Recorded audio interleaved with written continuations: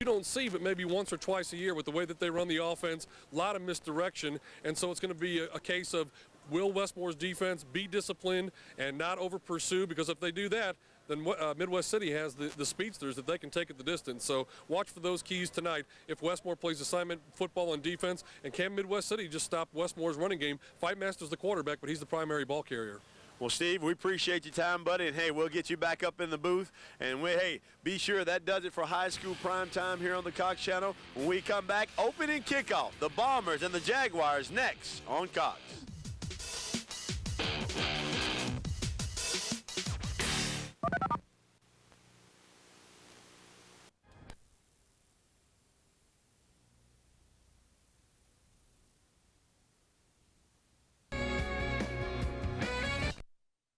Happen in the world of animation. Just watch how this toy is brought to life. Learn to animate, and you could make money through movies and video games, or even help create cartoons for TV. Careers in animation are hot and in demand. All you need to get started is the right training and a little imagination. Train online, 800-926-9045. Call now.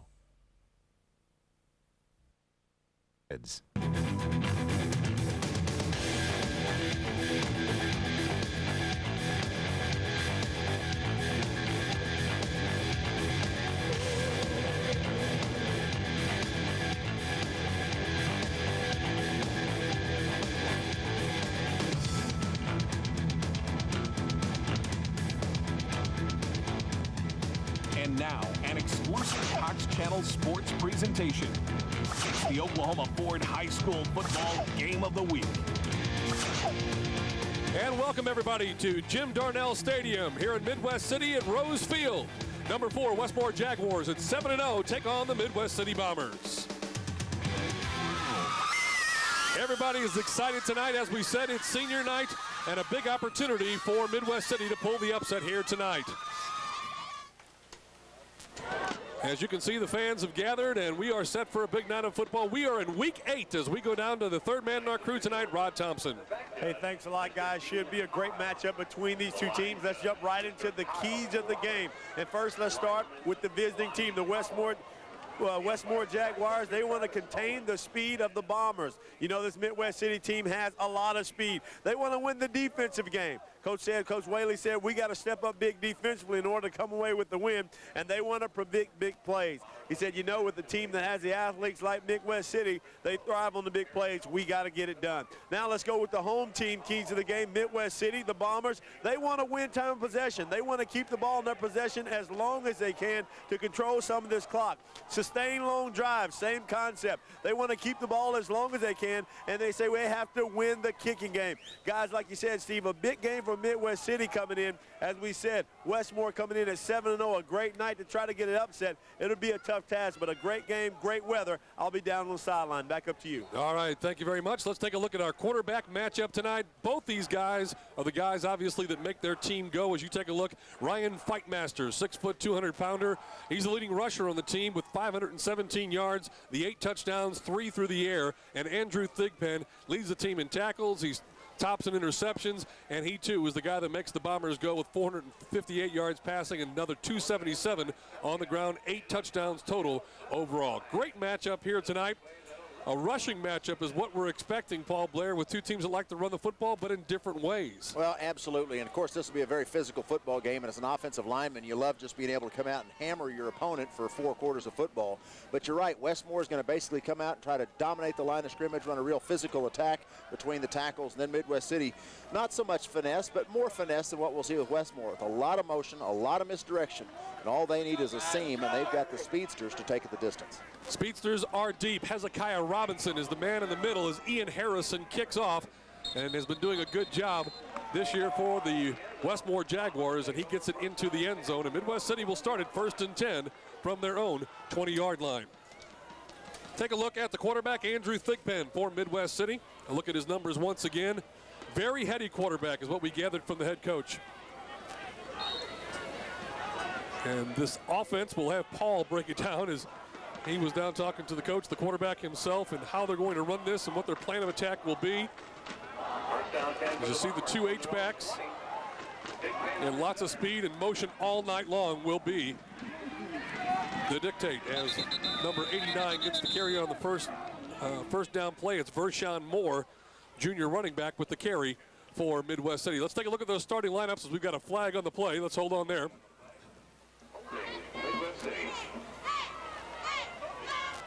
So holding the call against Midwest City in that first down play. There's a look at the officials for tonight. Keith McGinney, Travis Owen, Lonnie Cobble, Kyle Roberts, and Dean Hodge. Hold on the offense. 10-yard penalty from the spot of the foul. Repeat, first down. So holding the call against Midwest City. They picked up just a couple of yards on that first down carry. We'll check the lineups after this next play from scrimmage. There's a look at Mike Whaley. The Jaguars off to a 7-0 start. First time in school history. Tight end to the right side. And now motion in Westmoore. That's something they're going to see all night long as we take another timeout for a penalty flag. So again, we'll wait to check the lineups here and get thoughts from Paul Blair. Dead ball. Encroachment on the defense. 5-yard penalty. Repeat, first down.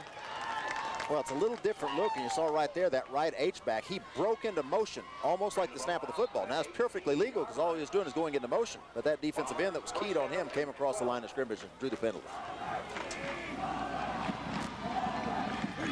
So again, we'll replay first down. It's 1st and 12 as they sweep it this time, coming to the left side. Tyner with the carry, gets a couple of yards as we take a look at the offense. Again, brought to you by Mill Creek. With prices that you want and service that you deserve, the lineup: Dennis Truman, Eddie, Jones, and Ward, the big guys up front for the Bombers.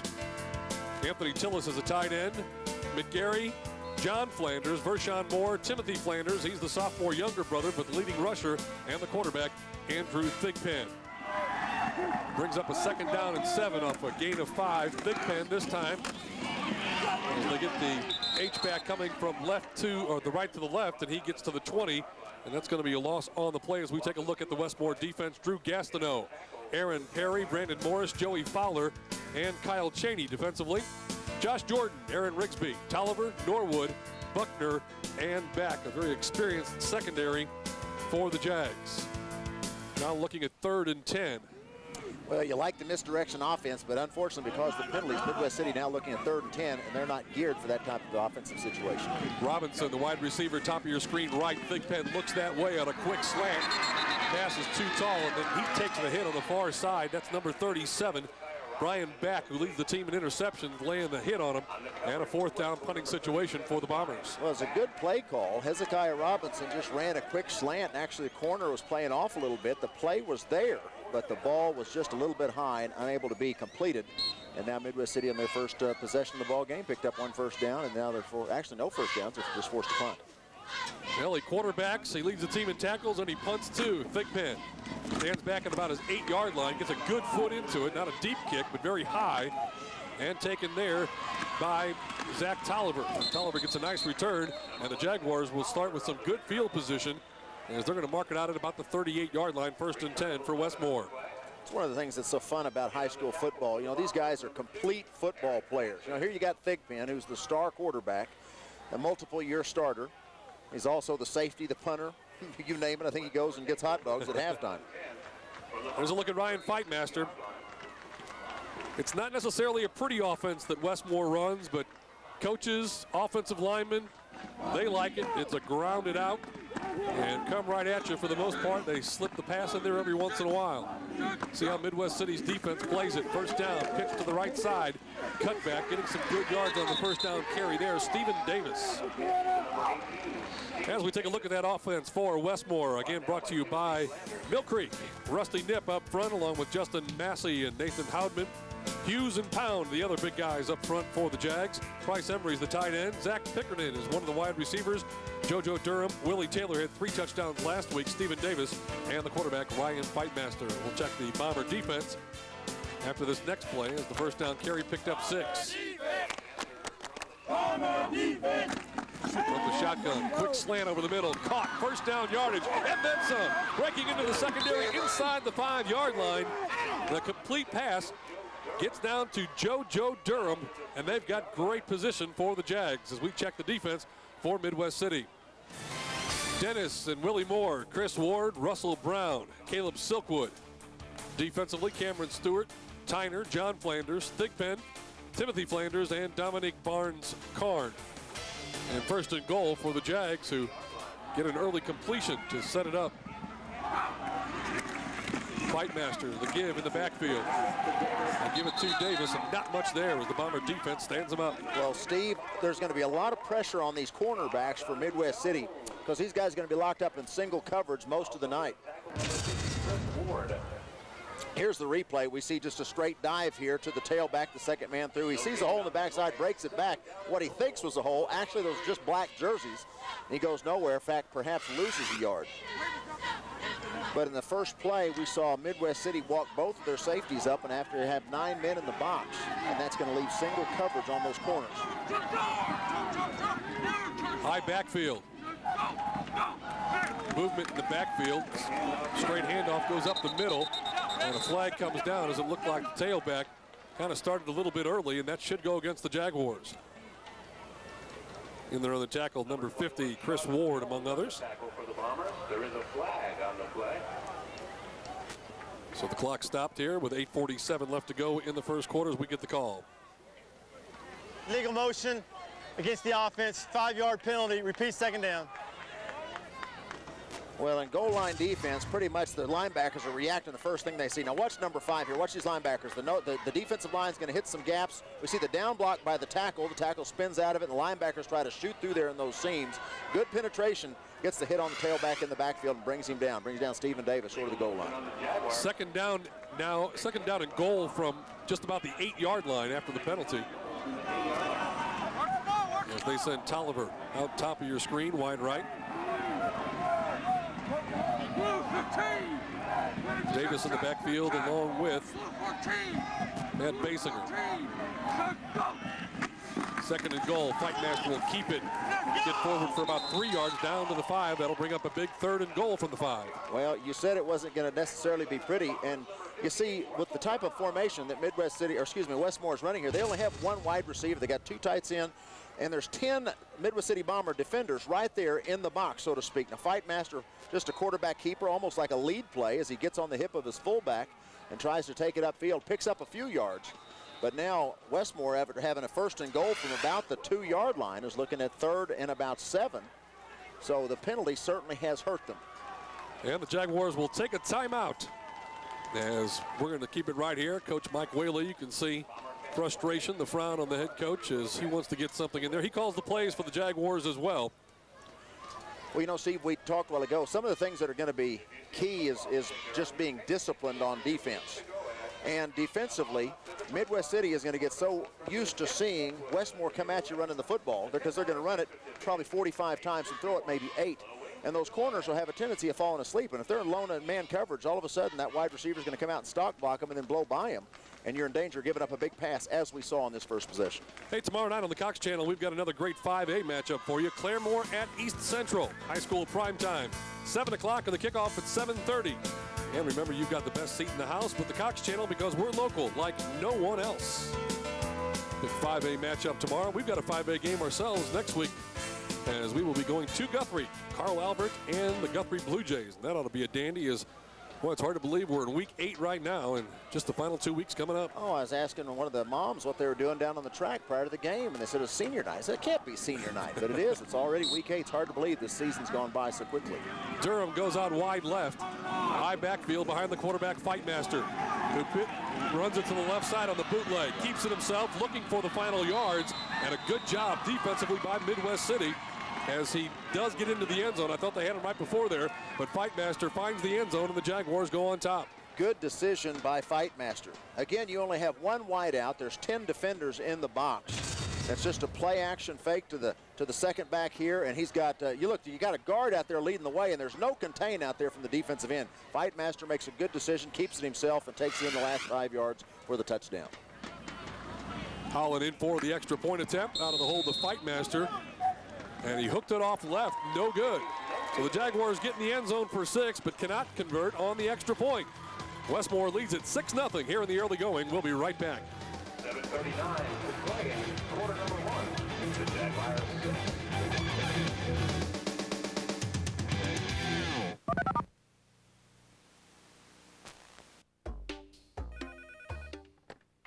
Hello?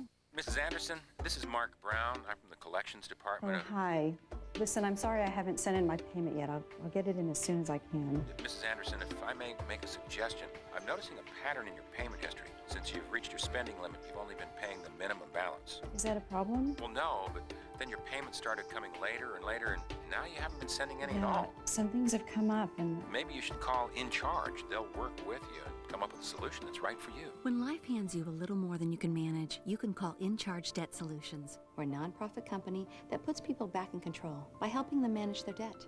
Our certified personal care counselors will stop the collection calls. We'll work with your creditors to help lower your interest rates. You'll have one affordable monthly payment so you can keep living your life. We'll help you pay off your debt sooner, without a loan and without declaring bankruptcy. You can call In Charge today. We'll help you get control of your debt and show you how to stay that way. Must be 18 or older to call. Welcome back to the bright lights at Bomber Field as we are here at Jim Darnell Stadium in Midwest City. You can see the press box there with all the footballs on the years of state championships. What a rich tradition they have here in Midwest City. Trying to get it turned around because they haven't made the playoffs for 4 years. Just missing out the last two. And as we explained earlier, and we'll reiterate here as the kick goes off into the end zone, they've had some tough luck trying to make the playoffs the last couple of years. As we take a look at the scoring drive that has the Jaguars up 6-0. They first off started with great field position, Paul. Great field position, try to establish the tailback. That's a real good run because there were 9 guys in the box. Both safeties were walked up. Now on the second play of that drive, just a quick slant there to the wide receiver, JoJo Durham. Lone coverage on the corner. He makes the reception, takes it down to the 2-yard line. After the penalty, Westmore's backed up a little bit here, but on 3rd and 5, on a little quarterback bootleg there, Fightmaster makes a great decision, keeps it himself, and takes it in for the touchdown. Thigpen rolls right. We're expecting to see a lot of that when they do throw the football, and the pass is complete on the far side as they get it out there to number 18, Merle McGarry. I like that first down call. It's something you don't look at Midwest City to do, but it caught Westmoore off guard, picked up 7-8 yards, and that's ideal looking at a second 3 to 4 with the type of offense that Midwest City runs. The Flanders brothers have yet to touch the football. They lead the team in rushing as Thigpen keeps it himself and is going to be out close to first down yardage. Oh, very similar play there to what we saw Ryan Fightmaster run just a moment ago. Turns in just being a quarterback lead. As he turns around, little reverse out from center here, not even a fake to the fullback. Fullback leads up on the linebacker, and he just follows him up through the hole. Needed 3.5 yards, got 3.5 yards, and the first down for the Bombers tonight's contest. So first down, Midwest City. And now they'll set it up from their own 30-yard line. Robinson, speedster, bottom of your screen, wide left. They'll throw it out that way, but Robinson was taken off downfield. Thigpen was throwing a quick lateral screen almost, and mixed signals there, incomplete. Well, it looks like they're getting their signals from the sideline without huddling, and obviously they had 2 different reads there. Fightmaster was looking for him just to stop right at the line of scrimmage, and he raised up from center and threw it right down there, threw it to nobody. Bombers went 7-3 2 years ago and did not make the playoffs. They lost on the tie-breaking plus-minus point system. 6-4 last year and didn't make it. Same play, and oh my goodness, Zach Tolliver read that one all over it. He had an easy 6. All he has to do is hang on to the football. Well, we've seen Midwest City get away from their bread and butter, the double H backs and all the motion. They're trying to throw the football a little bit. They might go back to their bread and butter here. Just a quick stop pattern out here, and Zach Tolliver read it all the way. Never took his eyes off the quarterback in the backfield and saw what Thigpen was going to do and stepped right in front. Should have had the interception for the touchdown, but fortunately for the Bombers, he was not able to make the catch. Thigpen going to keep it around the right side this time. Has a couple 5 or 6 yards. Ball's loose on the field. Jaguars say that they have it. Let's wait for the official indication. Coming up with the football right there, he has it, number 56 for Westmoore, showing the officials that he has the football and the Jaguars do. That's Drew Gastineau. Coach Steve Huff does not like the way things have started for the Bombers. Well, we see the quarterback, Thigpen, following both of his backs and just basically a power play, but nose right on the football right there by the force, pops it loose. Westmoore comes up with the turnover. Great field position. One of the keys to tonight's ball game was Steve Huff, was they needed to have good field possession. Now, so far, both of the Westmoore drives have started inside Midwest City Bomber territory. So far in the first quarter, things aren't working well for the Bombers. The 37 and now the 35 starting position for Westmoore. As Norwood's in at quarterback, Fightmaster was the man in motion out of the backfield.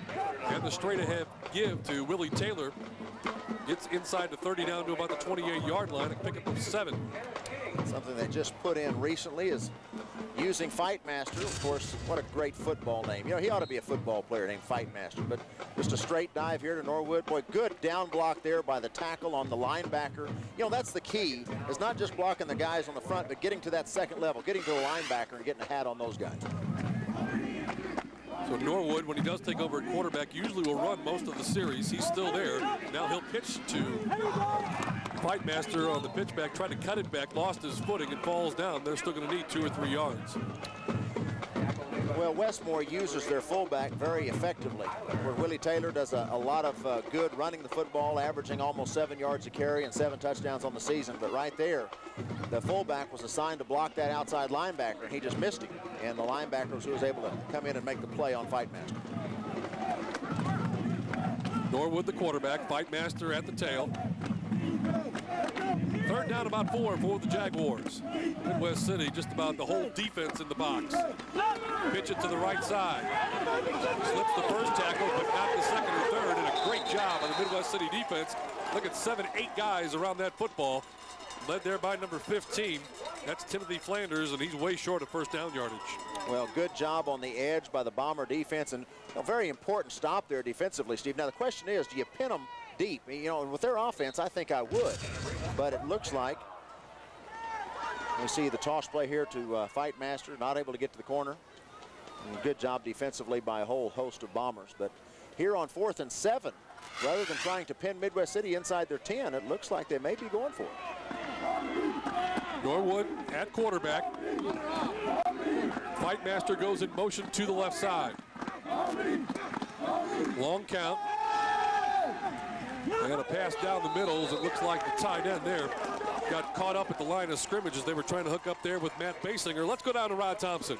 Hey, thanks a lot, Steve. Down here on the sideline, the one thing you notice down here is the intensity of Moore. They came out, were able to score, didn't get the field goal, but their defense have played so strong. Over here on the Midwest City sideline, coaches telling their players, we have to match their intensity. They came up with some big stops. Look like they're doing a job matching that intensity. Now they have the ball. They'll try to put some points on the board. Steve? That's a big hold for the Midwest City defense after turning it over at the 35-yard line.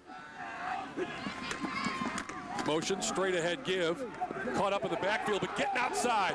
Now he can turn on the Jets, and he can go. Flanders with a big gain. That's the sophomore, Tim Flanders. Almost 900 yards rushing. First down yardage and then some. Now we'll see here the fake to the man crossing, takes it straight up. There's no hole there, and Flanders just takes it on his own, bounces to the outside, sees air. Good job downfield. The wide receivers blocking downfield. Just heads up play there by the young sophomore tailback. And a big first down as Midwest City finally makes midfield. 18 yards on the pickup. Thigpen gives straight ahead, and it goes straight backwards. Well, just great penetration up front. Big swarming defensive line there, number 89 for the Jaguars. Looks like is that Joey Fowler in there leading the way. 6'4", 255-pounder. Has a lot of has 10 tackles for loss coming into tonight's ball game. You know, he's a big guy, good athleticism, hard guy to block. No gain on the first down carry for the Bombers right at midfield. Thigpen, little reverse, and Westmoore defense is all over that. And that's going to lose 2 or 3. As the tackle made there, number 9, that's Bo Woodard. Well, one thing about this type of offense is you can really hurt a defense if they overreact and get out of their lanes. And you can also cause your linebackers to get a little flat-footed because there's so much motion going on. Very good discipline here, just a counter play. But look, the backside force is right there. Nobody over-pursued or got out of their containment gaps. And very sound defensive play and good results there for Westmoore. Good penetration by the defensive front for the Jags. 3rd and long. Thigpen keeping it around the right side. Gets to the corner. Gets about 5 or 6 yards, but that's going to bring up 4th and about 6. They need to get right to the Westmoore 40-yard line. Well, all in all, the last couple of minutes have not worked out too terribly for Midwest City. After the fumble, Westmoore had great field position, but they chose not to punt on 4th down, so Midwest City took over in reasonable field position. Now the Bombers have a choice here, punt and try to pin them deep, and I think they're making a good decision here. It looked like for a moment they were thinking about going for it on 4th and 6. But if one of your keys is to play good field position football, then you want to punt right here and try to pin Westmoore down inside their 15, 20-yard line. So Thigpen will stand back at his own 40-yard line. Tolliver, the deep receiver for Westmoore. It's a high kick once again. Short. Westmoore gets away from it, takes a Midwest City bounce, and is going to get spotted out of bounds at about the 13-yard line. We will take a timeout with 2:35 left to go here in the first quarter of play. Westmoore is on top, 6-0.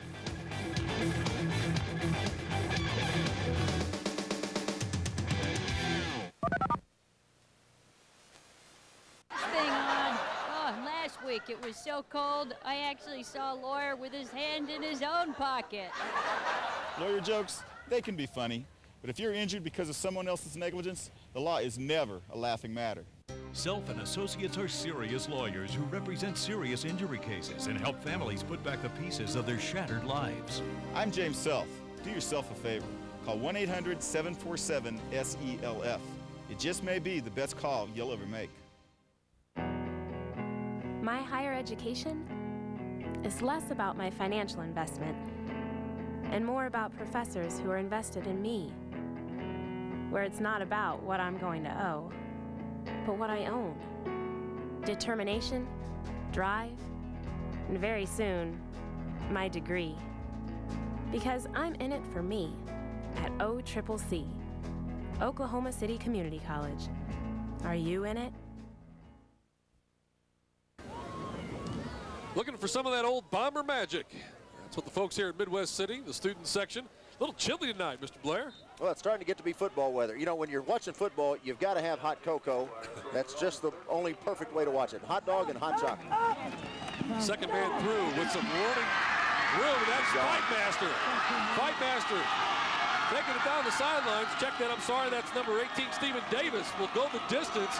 No flags on the play. An 87-yard touchdown run. Second man through, got some great blocking up front, and then some great vision to take it all the way. Well, when you're loading the box, it's difficult to run the football. But if you can get through that seam, there's no safeties back there in the secondary to make the tackle. Here you're going to watch the outstanding quarterback, Thigpen, miss the tackle right there as he comes up in pursuit. And after that, there was nobody deep at the safety or free safety position to make the play, and then it's just a foot race. And we see Stephen Davis. He's got plenty of speed, 5'8", 160-pound junior. Takes it the distance, 87 yards for the touchdown for the Jaguars. Some great blocking up front, too. We'll be sure to look at that again and recognize those young men on the offensive line. Now, after they miss the first extra point, they'll try to get it back going for 2. Fightmaster rolling right and finding his man in the end zone for the 2-point conversion as he hooks up there with JoJo Durham and the Jaguars. And we got a flag down, hold on. And it's an illegal block against Westmoore, so bring it all back. That's safe for a team that doesn't throw the ball a lot. JoJo Durham was off to a big night. Big catch in the first series, and then the 2-point conversion, but does not count because of the penalty.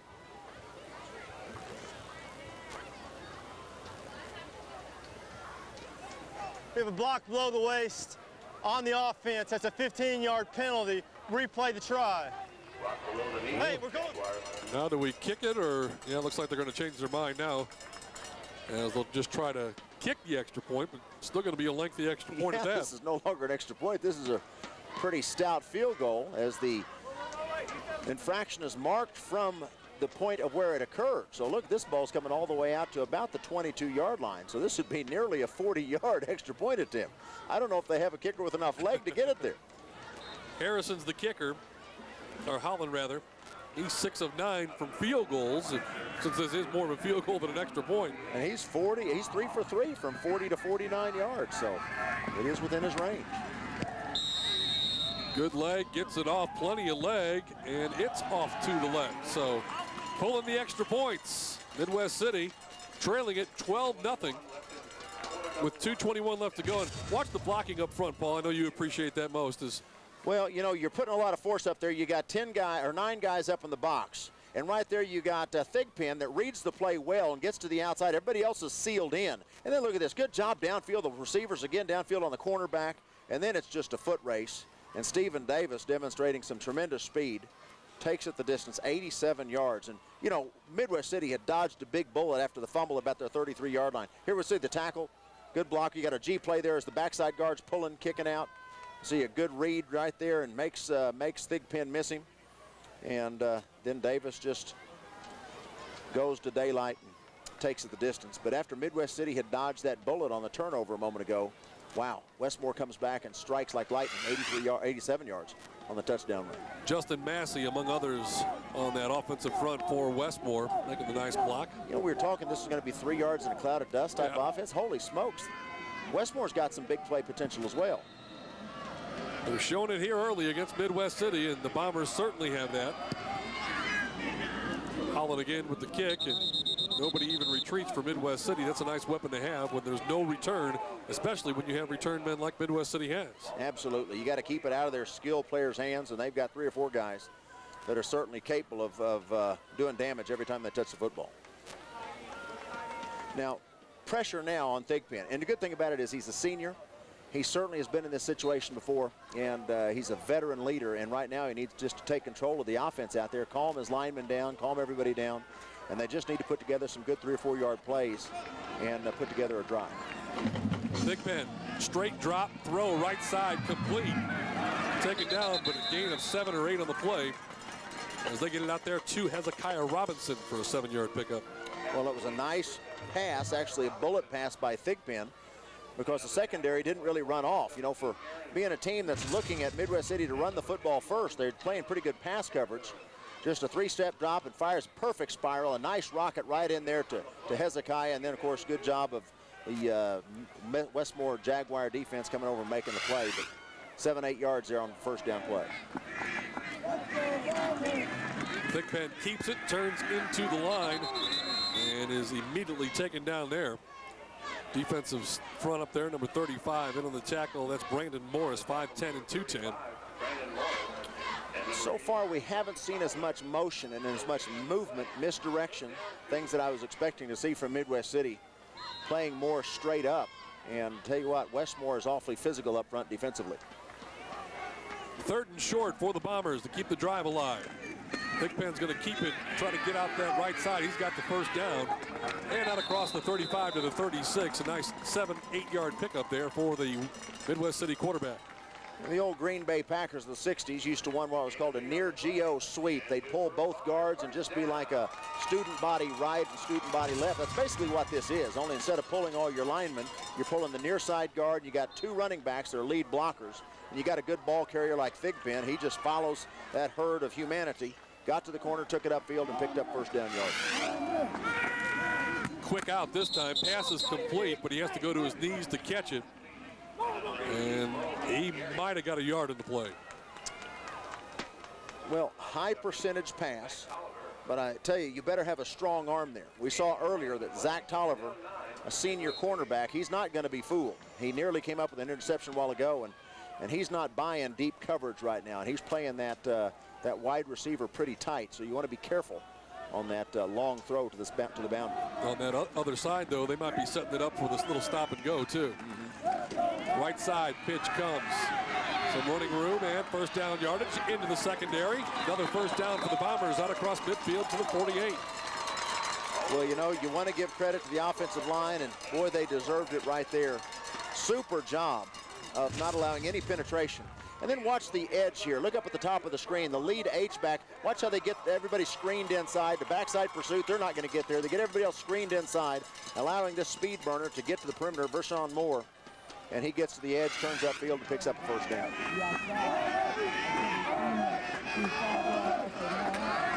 This time trying to bring it back the other way. They fake Moore that same way, but getting to the line of scrimmage and then maybe 2 yards on the carry, number 33. For Midwest City, and that's Jordan Tyner. Well, it almost looks like a jailbreak because there's bodies flying in every direction in the Midwest City backfield.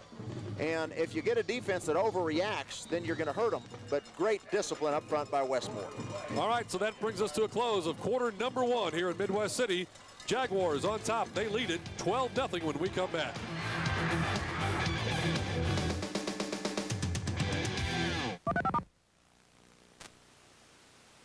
Hi, I'm John Scher, CEO and founder of Video Professor. I'm the guy that gives away the free computer learning lessons. Well, today I'm here to tell you about a great new lesson that many of you have been asking for. And here it is, how to buy and sell on eBay. And I'll give it to you free. Now, I'm not going to tell you that I'll make you the next millionaire selling an attic full of baseball cards, but I can guarantee you that I'll teach you everything you need to know about eBay. And again, I'll send you this lesson free. Now, I can do this because I know that once you try my lesson on eBay, you'll be so satisfied that the next time you need to learn anything about computers, you'll come back to Video Professor for all your computer learning needs. And with over 40 lessons on all of today's most popular computer programs, I know there is more you want to learn. And don't forget, call now and I'll send you eBay or any other lesson of your choice free. And I guarantee your satisfaction, or I'll send you $10. So what do you got to lose? Try my product. Call 1-800-675-3502.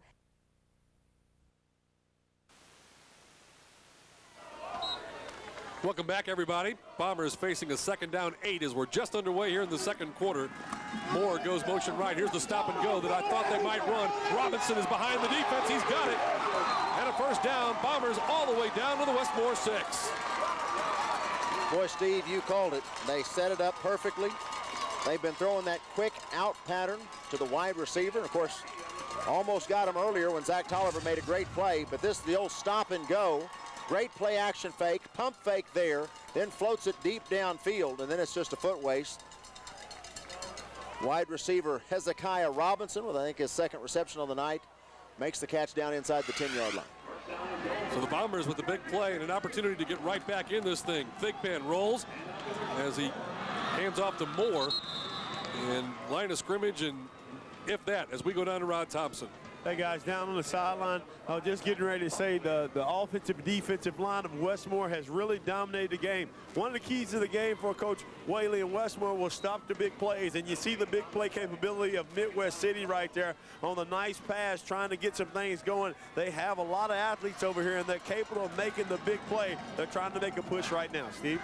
Trying to get in the end zone as Moore goes in motion. Thigpen fakes it, rolls right, looks, end zone, and it's intercepted. Taken away in the end zone. Number 37, that's Brian Back. He got beat on the long pass just a moment ago, but he also leads the team in interceptions, and Back has come up with his 4th. Well, Brian Back was lined up, definitely taking away the quick slant. And Hezekiah Robinson tried to run a little corner route, but that ball was thrown too flat. He needed to throw it up over the cornerback, and he actually threw a very flat pass, and Brian Back was in beautiful position trailing, to jump up and make the interception. So a huge turn of events in Westmoore's favor. Midwest City looking like they're going in to score to get within 5. And instead, an interception in the end zone, and now the Jags have it at their own 20.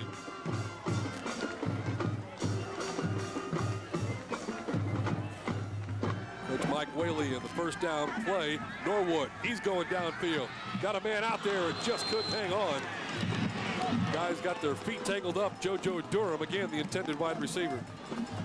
Well, we talked earlier about how there was going to be a lot of man coverage on the edge, but that time a good reaction by Fightmaster. The safety actually gets back there. Now the receiver does have him by a step. It could have been caught, but that would have been a very difficult pass to catch. So pretty heads-up play in the Midwest City secondary, on that 1st down play. 2nd down and 10 after the incompletion.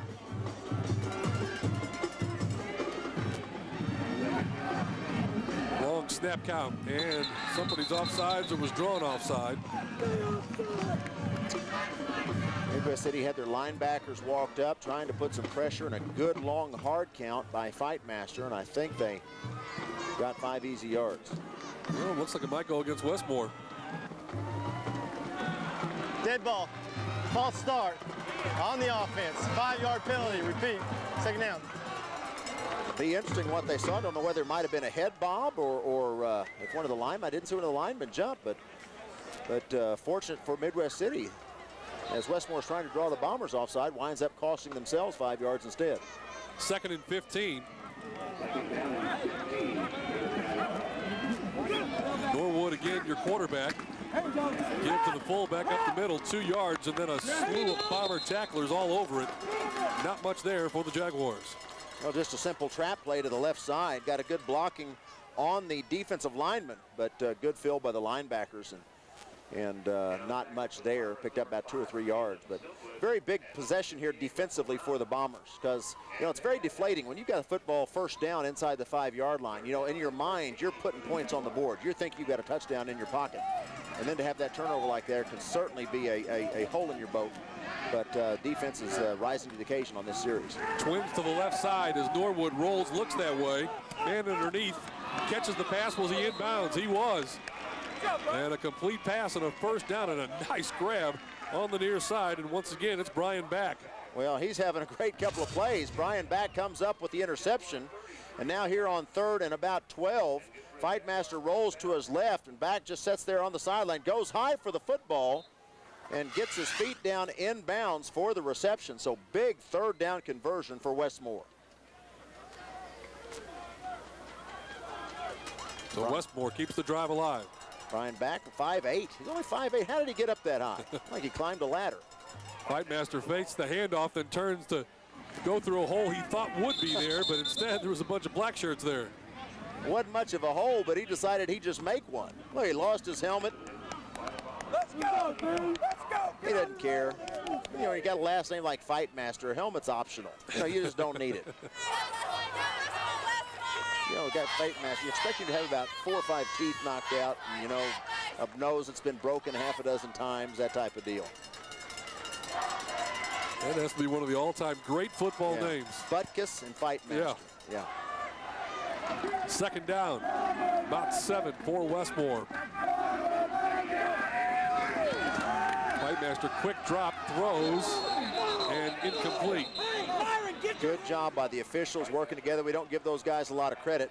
Little play-action fake, and Fightmaster raised up and tried to throw a quick slant there to the wide receiver. The ball one-hopped, and the wide receiver, the wide official, the boundary official, I think that was Lonnie Cobble, didn't have a good view, so he worked with the rest of his crew, and they got together and made the correct call. Good job, guys. 3rd down now for Westmoore. Wide out left, out of the shotgun, split backs. And movement on the right side of the line for Westmoore is going to march him back another 5. It's really interesting. We thought we were going to see a very methodical, as we see the dead ball. False start on the offense.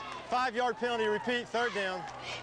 Well, we're going to see some very methodical ball control type of offense, and actually Westmoore has not shown that. They've run some spread looks. They've run some of the things that we thought they'd run, but the biggest part of their offense tonight has been on that one 87-yard run. They don't throw the football a whole lot, but they're throwing it a whole lot more than they did last year when they just did not put the ball in the air. 5 penalties here, barely into the 2nd quarter. That'll hurt you. 3rd down and about 13. Fightmaster, quick drop. Throws the fade to the right side. Intended out there for Tolliver, and a late flag coming in from the back judge. He saw something. It's kind of a tough call. The corner was running stride for stride with the wide receiver. This was maybe some kind of a sideline warning against Westmoore, perhaps? No, I think they're going to call pass interference, and that was a tough call. I didn't see it from my vantage point, but I've missed plenty before. 3rd and 13, possibly not a catchable football, and wide receiver running step for step with the corner, and looked like he had position there, but must have instigated some contact. On the defense, that's a 15-yard penalty from the line of scrimmage. Automatic, 1st down. Wow, that's a huge penalty because otherwise Westmoore's punting the football. See the press box with a good number of state championship flags up there, and we see head coach Steve Huff going, I can't believe it. That wasn't pass interference. This is our field. This is a home game. That's not pass interference in Midwest City. It's senior night. That's right. Fightmaster up to the line of scrimmage, saw something he didn't like, or perhaps the play clock was down too low, but he takes the timeout here. And 9:16 left to go before halftime. We'll do the same. 12-0 Westmoore on top of the Bombers. We'll be right back.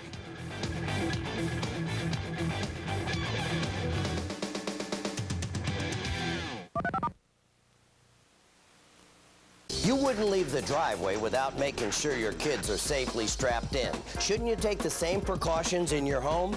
Cox Communications wants to help you manage what your kids see and don't see on TV. Just visit cox.com/takecharge to find great programming for children and get step-by-step instructions to block channels and content you don't want your kids to see. Your whole family can take charge today with a little help from Cox Communications. You would never eat off your floor, but they might. It's time to peel up that nasty old floor and head to Floors, your Mohawk Floors dealer. Right now, take advantage of closeout deals on designer carpet like cut Berbers for only 69 cents a square foot. Or get porcelain tile for just $1.59 a square foot. We're blowing out the inventory just when you need it the most and pay nothing for 1 year. Come to the experts who know, get the deals you want, and get the floor you need at Floors, your exclusive Mohawk Floors dealer.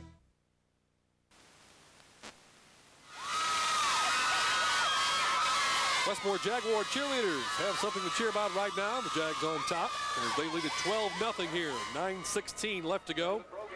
We're in the second quarter. Jaguars getting a touchdown in their very first possession on a Ryan Fightmaster 5-yard touchdown run, and then a Stephen Davis 87-yard touchdown run on their third possession.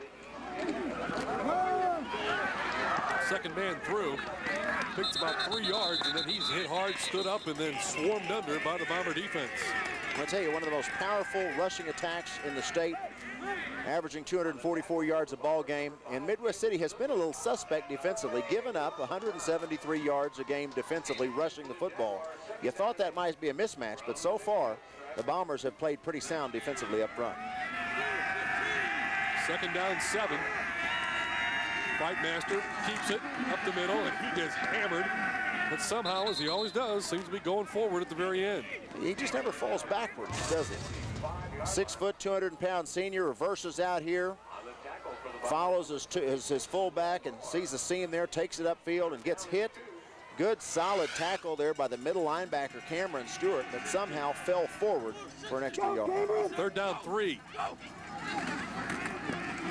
Straight ahead give, and it's not going to get enough for the first down. Taylor maybe gets a yard right to the yard line stripe there. You can see he needs about 2.5 to get the first down yardage. That'll bring up fourth. Now, you didn't make anything there. You're looking at 4th and 3. You would think you'd punt here. Of course, they didn't earlier. Wound up costing a little bit, but now I think Mike Whaley's making the right decision here. Play field position. Your defense is, number 1, number 2 defense in the state. Pin these guys deep, make them drive 90 yards to beat you. The punter is Harrison. He's had an uncanny knack of pinning teams deep in situations like this. Long snap count. Midwest City does not jump. It's a sky-high kick. It hits right at about the 18-yard lines and pretty much stops dead there. And that's where Midwest City will put it in play, 1st and 10. And if you're watching the Ford Game of the Week, well, you can watch it again and again and again with the Cox DVR. Replay exciting moments from the game or just store your favorite games or shows for later on. With the Cox DVR, there's no equipment to buy, and you can find out more about the Cox DVR by going to the website. Score big with family and friends when you watch the Ford Game of the Week with your Cox DVR. All right, big possession for the Bombers here as they look to get some points on the board. 7:25 left to go here in the first half of play. Pitching it to Moore, coming right side, and he is hit immediately. Ball's loose, fumbled. Whistle had not blown, so it's a dead football. Westmoore picks it up. They're going into the end zone, still no whistle. Touchdown Jaguars. Another big play for Westmoore. It's come up with 2 turnovers so far in this football game, plus the 87-yard touchdown run. I'll tell you, Steve, who made that play was strong safety Zach Buckner. Let's listen to Buckner come up and lay the hit here. Boom. The safety, Buckner, comes up from the outside, had inside force, and then number 89, Joey Fowler, comes up with a loose football, and he says, look what I found. Nobody's tackling me. I think I'll just run it in. Get my name in the stat sheet. Wow. Touchdown there for the big boy, 6'4", 255-pound senior. And lightning has struck a couple of times here at the old Rose Field. Well, I never did hear a whistle. It looked as though it would be blown dead. And for Westmoore's part, they stayed after it. The officials didn't blow it dead, and Midwest City kind of gave up on it. Yeah, you never stop, until you hear the whistle. Absolutely, you just don't stop. And, that's a lesson coaches try to get into their young men's heads from the first day of practice. Finish the play, finish your block, finish until you hear the whistle. And that time the Bombers were standing around like the play was over, and it wasn't over. And Westmoore wound up getting an easy touchdown out of the deal. Coach Steve Huff knows right now that he's going to have to do something to keep his troops from being just severely deflated after that play and also an interception in the end zone. What's going on to Rod Thompson? Hey, guys, down here on the sideline, Steve, and you talked about it right there. Kind of a crazy play right there. The fumble comes up, and the guys from Westmoore, they kind of bobbled the ball around, and a couple of guys were kind of down, but the ball was still loose, didn't have possession of it, so it was still a live ball. Even faked me out down here. I kind of just relaxed it on the play, just like Midwest City did that time. And, hey, they kind of fumbled around. Westmoore able to keep possession and run it to the end zone. And from Midwest City, they were kind of just as confused as I was. But like you said, Paul, you got to keep playing on the ball right there. Big play for Westmoore, sticking with it and running it in the end zone. So extra point attempt coming on now from Holland. Snap back, ball down. He's pulled two of them here early. That one seems to go through with no problem. And the Jaguars have extended their lead. They now lead at 19-0. 7:13 to go before halftime. We'll be right back.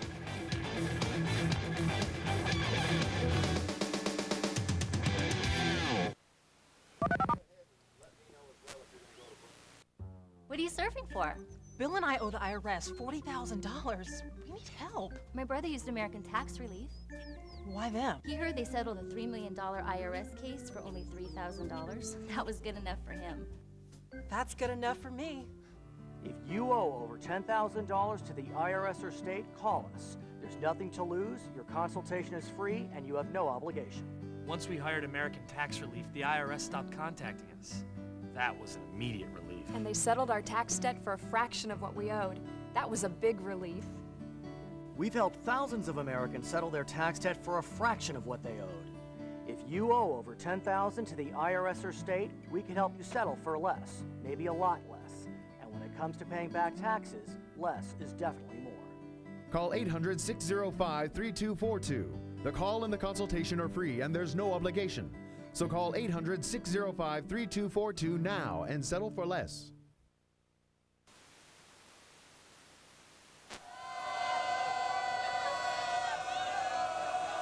Jaguar fans, they're cheering their defense on. They've thrown 4 shutouts this year already.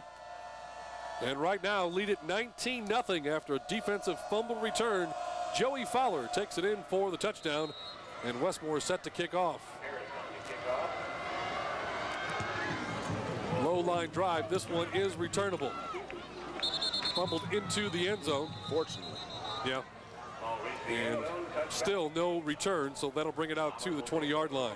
Tell you, Steve, Mike Whaley has got to be pleased. They're 7-0, but they haven't gotten into the meat of their district schedule yet. Actually, their non-conference things hasn't, except for the Moore game, beginning of the year, and of course, a good win over Norman. But so far, their district play has not been the stoutest of competition. And they have come out against a very good Midwest City football team and absolutely had their way in this first quarter and a half. Midwest City lost last week to Lawton Eisenhower. Eisenhower looks to be one of the teams headed for the playoffs, along with this Westmoore team, this Norman team. Then you look at the rest of the district, and there's going to be probably a good team left out. Midwest City's going to be fighting for it along with Putnam City, and don't be surprised if Choctaw and even Edmond Memorial's been playing a lot better this year. Edmond Memorial is a competitive football team. They've played some good games, got a good win a few weeks ago. But still haven't quite turned the corner yet, but they're heading in the right direction. Now a big question mark for the Midwest City demeanor. How will they respond now after getting down 19-0? senior night. You know they had visions of the upset in their heads. Things have not gone their way. So how do you respond? I think they stick to what they do well. I think they've tried to maybe mix things up a little bit too much. I think they need to get back with their double H backs and get the misdirection going and just do what they do well. There's still plenty of time to get back into this football game. Moore comes with motion. Thigpen tucks it, and he's running it all the way. There you go. Got a good lane. Some good blocking up front and a first down for the Bombers. See, what we were expecting to see in talking about game plans and things was a lot of motion in the backfield and a lot of deep motion, shallow motion, misdirection, quarterback keepers, a lot of things that keep the secondary or the defense guessing. And we've seen them kind of get away from that. Now, those two plays there, they ran a straight dive with a motion play-action fake going around the corner. And then that time was just a quarterback keeper, good lead blocking. That's what they do well. Picked up a first down, about 15 yards there on 2 snaps. Hitting the backfield, but slipping a couple of tackles. There goes Flanders. Look out if he gets outside. Flanders is putting on a highlight reel run.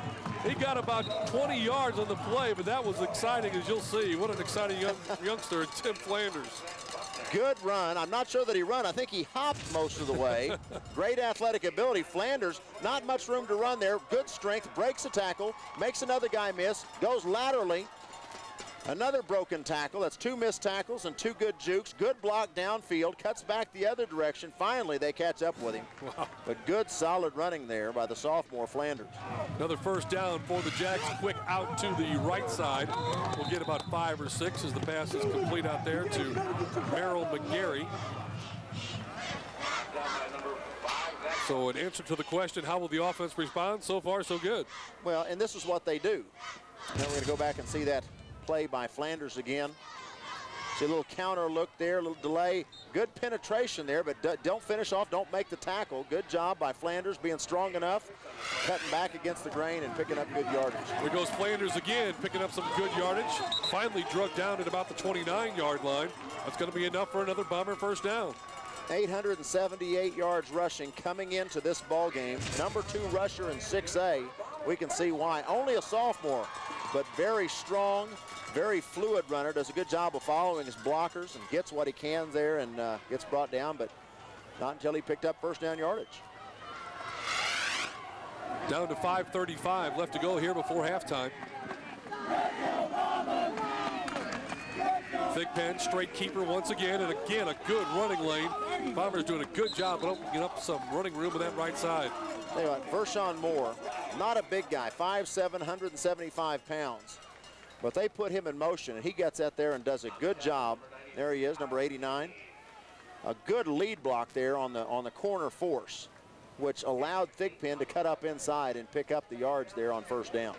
Good blocking up front. The offensive line is doing a good job of sealing off the pursuit, getting the corner hooked, and then good kick out there by the backs and good running by Thigpen.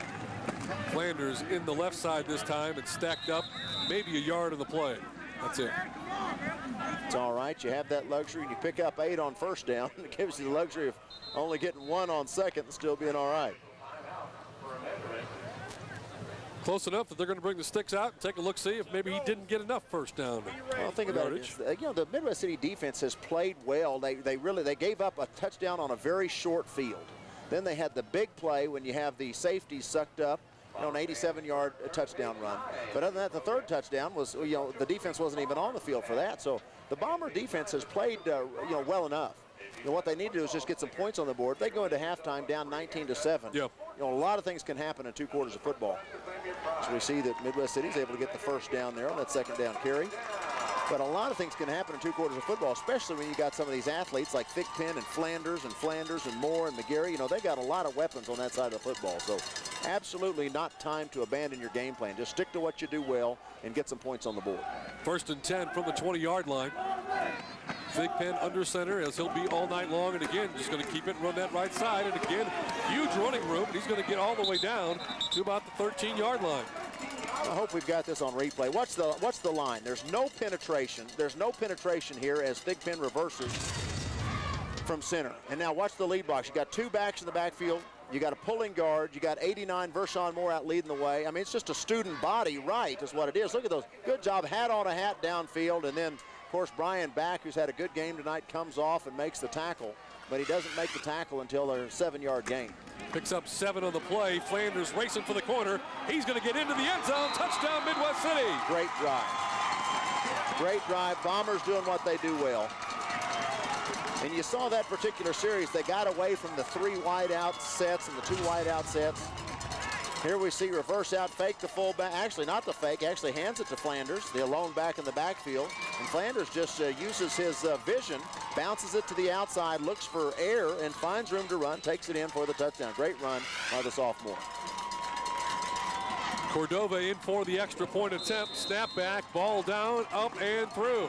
Bombers answer as they needed to. Now it's a 19-7 ball game with exactly 4 minutes left to go here before halftime.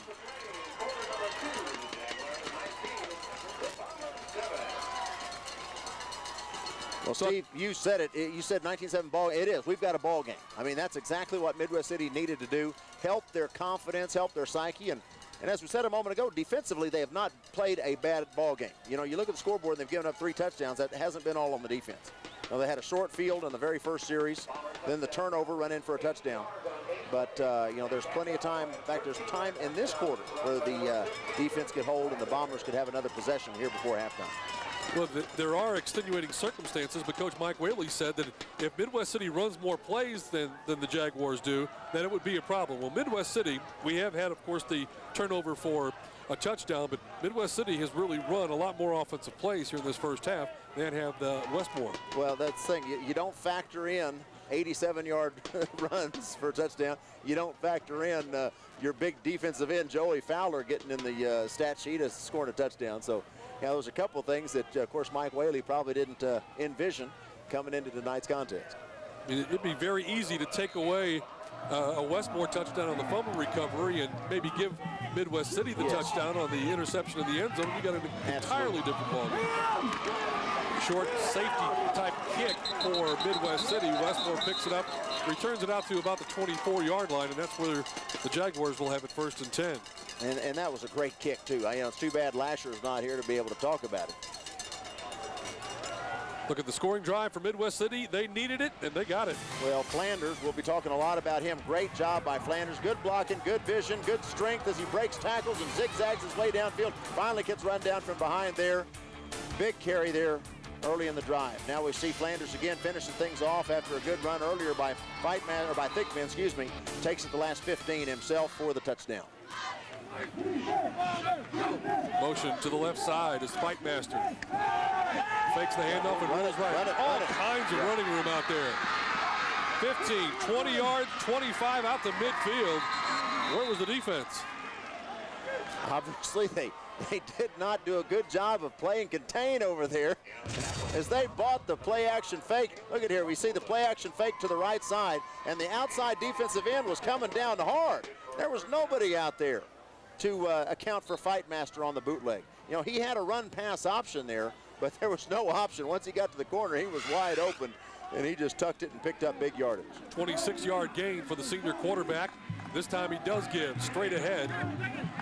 And number 18, Stephen Davis, will get about 2 or 3 yards. You know, we talked about being disciplined on defense, and we thought it might hurt Westmoore because of all the misdirection that Midwest City runs. But that time, you know, as a backside defensive end, if you've got contained, you can't just go flying down in the line of scrimmage at the first jersey you see running in the middle. You've got to make sure and account for that quarterback, especially somebody like Fightmaster that's such a good ball carrier at the quarterback position. 2nd down and 7 inside Midwest City territory. Fightmaster going to put it up again. Quick little square out. Good coverage on the near side all over that play. Number 9 for Midwest City, and that is Dominique Barnes-Karn. I'll tell you what, Barnes-Karn made a good play out there at the corner position, but also a good job by the free safety Thigpen, who came up and run support somewhat and wound up turning into a pass rusher, got blocked, and when he realized he wasn't going to get to Fightmaster in time to sack him, he jumped up, got his hands up in the air, and made it a real difficult pass for Fightmaster to try to complete. 3 of 5 on 3rd down conversions, and here's a flag thrown in. That usually is going to be a legal substitution. Yes. Now Westmoore, they've gotten some big plays, but they've certainly hurt themselves in penalties so far this evening. And they may have done it again.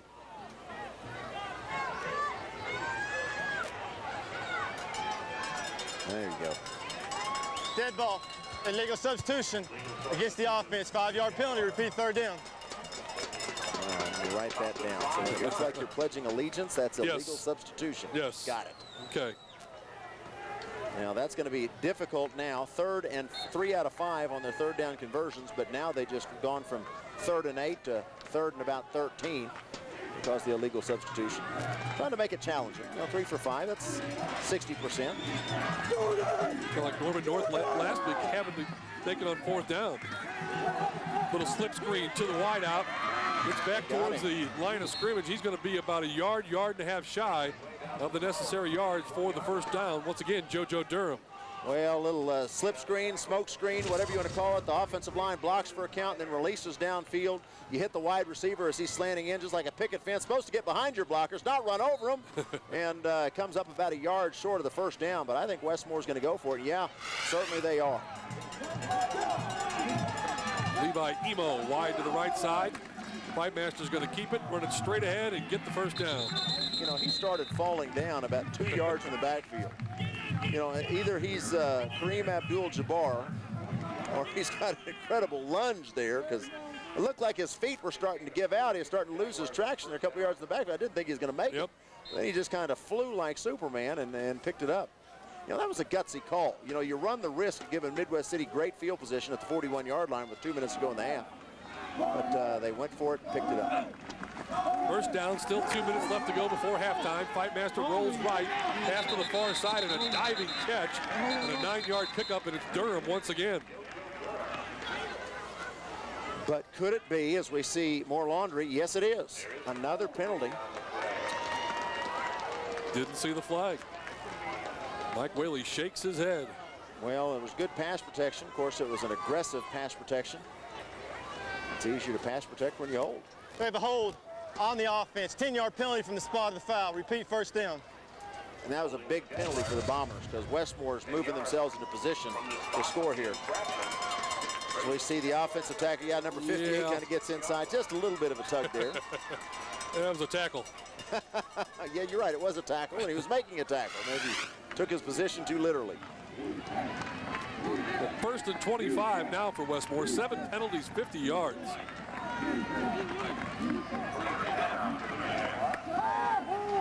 Quick out, complete. Gets it back across midfield, but still means it's going to be about 2nd and 16. And for Midwest City, you like it. You got the tackle down inbounds, so the clock keeps running. And right now, Westmoore with no timeouts. The clock is Midwest City's friend because at this point, you just want to get into the locker room only down 19-7. Those missed extra points could turn out to be very big late in this contest.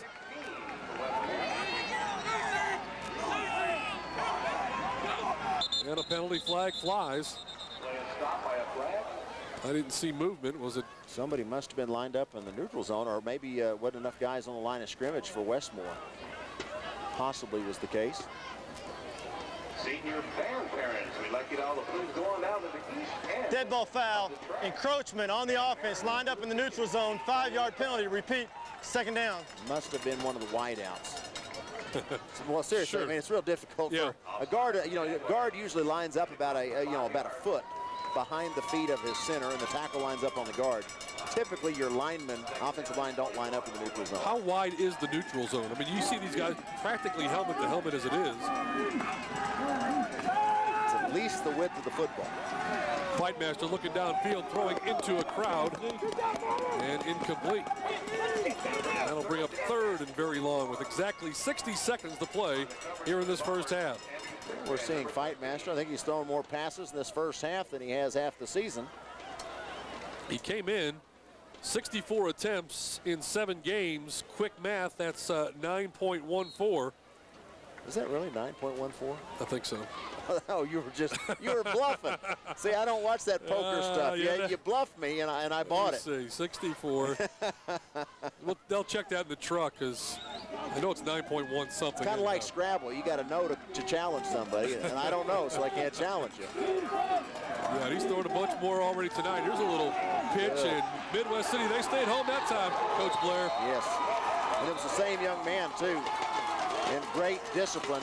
that backside defensive end position, making sure we get a good look at his jersey. Dominique Tyler, super job. Yeah, you just don't go flying down on the play fake.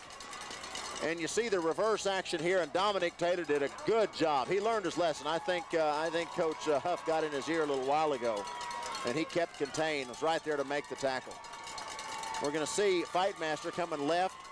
Looked like he's running the option, pitches it to the reverse man, and there we go. Big number 81, Dominique Taylor, 6'1", 235-pound senior, stays at home, makes the play. Fool, nobody there. Hey, Cox Telephone available in Oklahoma City and Tulsa metro areas, and switching is easy. You keep your same phone number because of number portability, of course, and you get to keep your same phones, obviously. Save over 20% each month. Find out more and go to the website at www.coxoklahoma.com. It's amazing how quickly things can change. Just a moment ago, Westmoore went for it on 4th and 1 from the 40-yard line. Now, 3 or 4 or 5 plays later, depending on whether you count the penalties or not, they're punting from their own 43. Now, Midwest City still has 2 timeouts left. They stopped the clock there with the timeout, but they have a chance of getting reasonable field position here. As we see, it looks like Hezekiah Robinson going deep to field the punt, and he's a big play threat at wide receiver. We'll see how he is as a return man. You know, as we saw in last week's game with Josh Cooper taking that kick off the distance, a lot of things can happen in special teams. And one of the areas that Steve Huff was talking about that they needed to win tonight in order to win this football game, one of the 3 keys was to win the kicking game. So their punt block and punt return has an opportunity to contribute right here. Ian Harrison stands at his own 28-yard line. Hezekiah Robinson back at about his 17.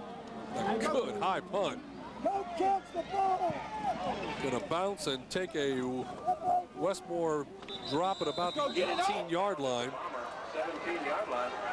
Mark it down at the 17, so 33 and 16, 49-yard punt, no return by Mr. Harrison. Well, outstanding punt. Not only did he get good distance, but he kicked it away from the threat of Hezekiah Robinson. So burned clock, good net distance on the punt, and no threat of a return. But this offense of Midwest Cities, with all the misdirection and the speed that they have, I mean, they can have 4th and 20 and still, run it the distance for a touchdown. Very scary offense if you're a defensive coordinator, I'm sure. They put lots of points on the board, averaging 29 points per game. Just give up the middle. See if they want to use a timeout or if they're just going to be happy being down by 12 at the half. They trail by 19 at 19-0 at one point. The clock continues to run. I think I'd use a timeout. If you got the chance, might as well go ahead and take a crack at it here. Thigpen, quick drop. Throwing the ball down the middle, and it's intercepted. And that's back once again. Now, only 8 seconds left. I thought there might be a little more time left. You'd think that Westmoore maybe had an opportunity, but back once again right there on the coverage. Well, I like the call. I like the threat there. Unfortunately, a little miscommunication between Thigpen and his wide receiver. Should have thrown that ball more towards the middle of the field. But I tell you, that's a great catch by Brian Back. We've seen him make some stout plays from his cornerback position. Also made some good receptions as a wideout. You remember the one on the sidelines there early in the second quarter where he went about 8 feet in the air. Excuse me, probably 10 feet in the air. Well, he's only 5'8", so going 8 feet in the air is pretty good for him. But he went high and made a couple of good receptions, so he's having quite a ball game. 4 turnovers for Midwest City, none for Westmoore. You can make the argument that Midwest City's fortunate they're only down 12, and that will be the final snap of this first half of play.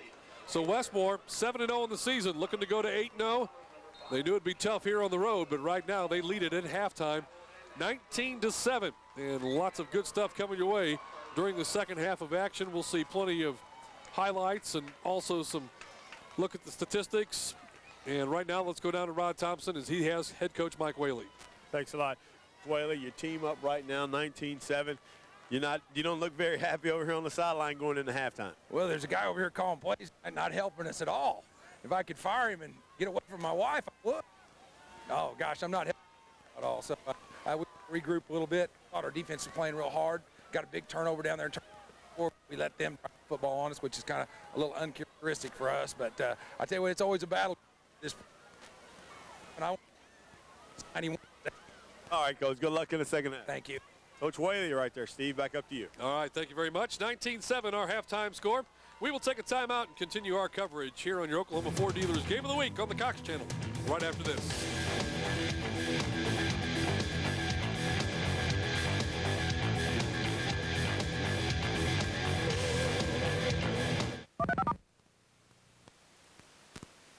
Hi, I'm John Scher, CEO and founder of Video Professor.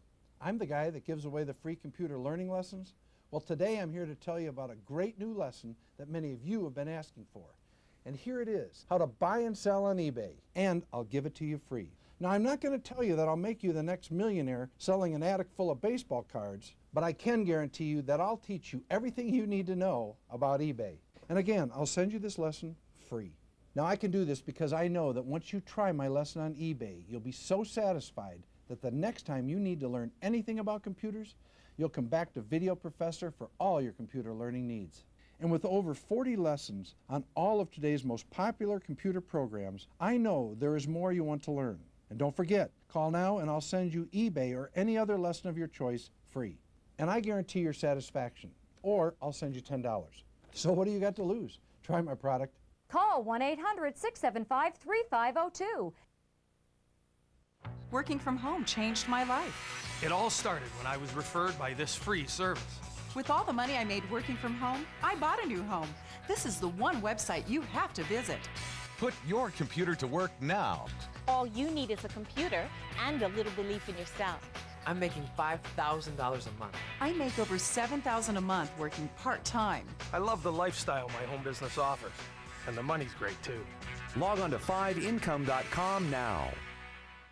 My neighbor drove all over town to find the best deal on a cell phone. I just logged on to Let's Talk. They make it easy to compare plans from all major carriers and find cell phone deals that are much cheaper than retail. Like this hot Motorola camera phone with Bluetooth technology, a $229 value. Yours free with new calling plans. Let's Talk has the best prices, the best plans, and the most free phones guaranteed.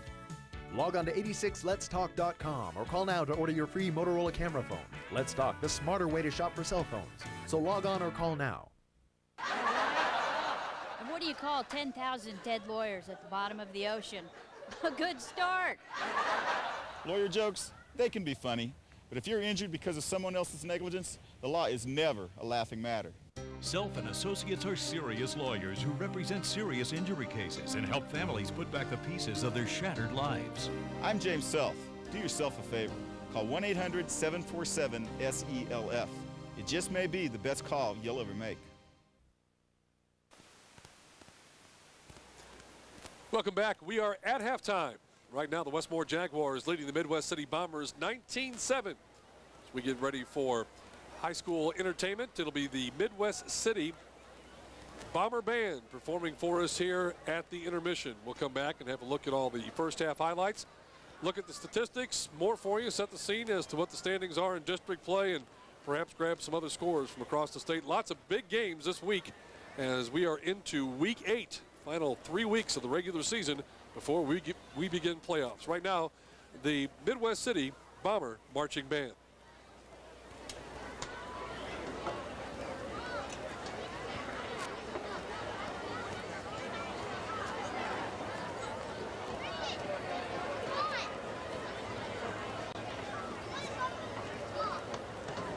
Ladies and gentlemen, may I direct your attention to the playing service.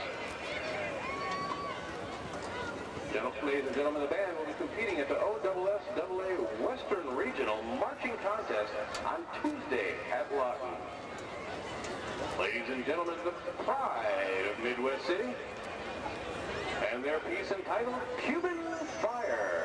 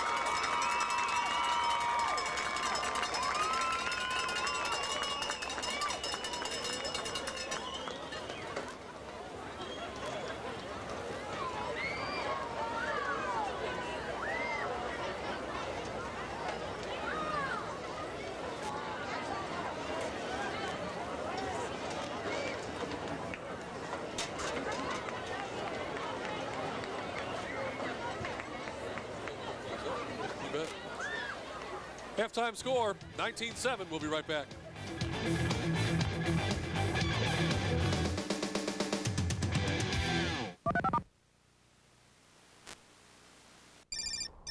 Allie, it's Mom. About your wedding. I like red flowers, and Cousin Artie can play the accordion.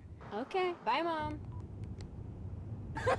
Get to where you really want to go in the Ford Escape with the power you want, road grip and control you need. And with Escape and Escape Hybrid, there are less stops at the pump.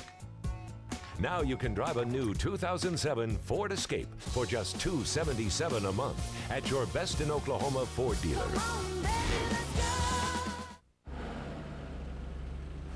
You know what you're looking at?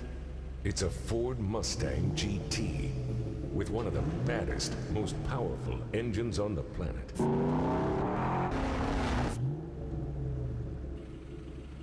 So what do you think? Yeah, that's what I thought, pal. Ford Mustang, pure American muscle. You can drive a new Mustang today for under 20 grand at your best in Oklahoma Ford dealer.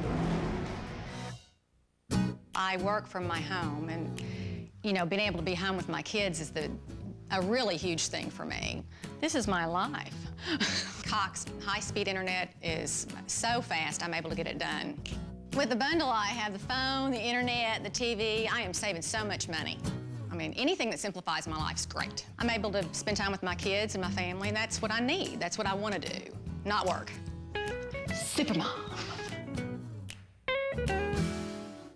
Do you have an adjustable rate mortgage? How much has your monthly payment gone up? Do you have credit card debt? How much are your monthly payments? How much are your car loan payments? How about your home equity loan? How much are your monthly payments? Instead of making all those big payments, get a new low fixed rate home loan from Ditech.com with one low monthly payment, even if you have a credit problem. We'll also guarantee you the lowest rate and fee. Call right now, 1-800-962-6189. Welcome back, 19-7, our halftime score as we go down to Rod Thompson. Thanks a lot, Steve. Joined here now by Band Director John Davis here at Midwest City. Tell us a little bit about tonight's performance. Tonight's performance is called Cuban Fire, which is some Cuban music, La Suerte de los Tontos, I Love Lucy, and Malagueña. Tell us a little bit about the competitions you guys have coming up. Well, we have one more competition, which is Tuesday at Lawton, which is regional Oklahoma Secondary School Activity Association regional marching contest, which is 6As and 5As on this side of the state. You guys put a lot of time, a lot of work in, great choreography you guys had out here. How many hours do you guys put in? What time do you come in? Tell us a little bit about the regimen that you guys have in order to get prepared. We start every morning at 7, and our period goes from 7 till 9:25 every morning. And then we have Tuesday night guard practice, Thursday night drum practice, and then we practice an hour before the games. A lot of hard work and determination. You have to really be, determined to do that. Now, we talk a lot about athletics. As being a band director, I know coaches, they can see a kid, maybe that's a freshman, and say, hey, he has a lot of talent. Can you do the same when you're talking about the kids that you have in your band? Yeah, we have kids that you can see coming in from the junior highs that are going to be your better players, and some of those is what we had soloists tonight, was from that. Well, Mr. Davis, we appreciate your time. We'll let you get to the festivities here, and good luck this weekend. Thank you. Thanks a lot. All right, that's John Davis right there. He's band director here at Midwest City. We'll take another time out in the fourth game of the week. We'll come back with another interview in second half action. Stay tuned.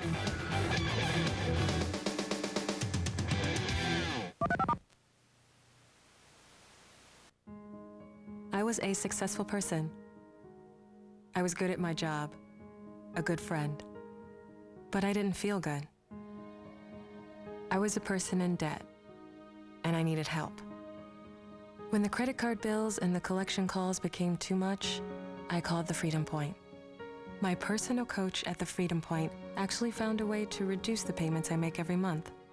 I'm paying out less, but now my debt is going away, and the collection calls have stopped. For good. If you have debt, credit card debt that troubles you and causes you pain, call the Freedom Point and meet your new coach. Your coach, the one who will stay with you every step of the way on your path toward a future free of debt and full of promise. That's the Freedom Point.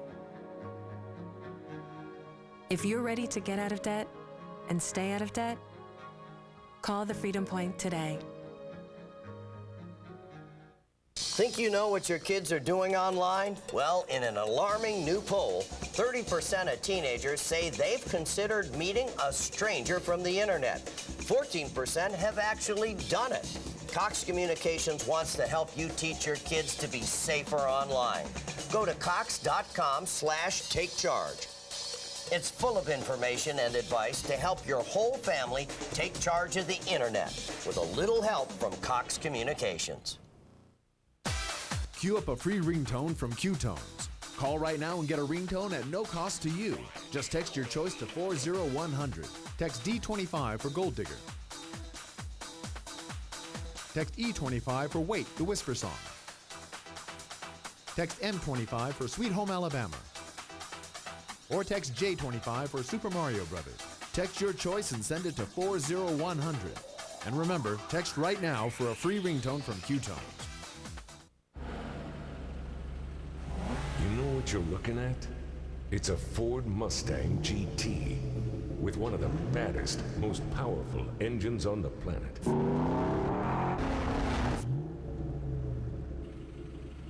So what do you think? Yeah, that's what I thought, pal. Ford Mustang, pure American muscle. You can drive a new Mustang today for under 20 grand at your best in Oklahoma Ford dealer. And welcome back to the Ford Game of the Week here on the Cox Channel. I'm joined here now by Jody Marple. He's the head wrestling coach here at Midwest City. And Coach, tell us a little bit. I mean, Rich Tradition, what's going on with your wrestling program right now? We have the Rich Tradition. We have 3 national titles, 14 traditional state titles, and we won our 5th dual state title last year and fell a little short at the end, but we have a really good team returning, and hopefully we'll be able to turn it around this year. You guys finna start getting going, I believe, around November 4th, first tournament. What are you guys doing to prepare to get ready for the up-and-coming tournament? The open tournaments are just the preseason. That kind of gets you prepared for our very first duel. Our home duel is actually against Westmoore on December the 1st.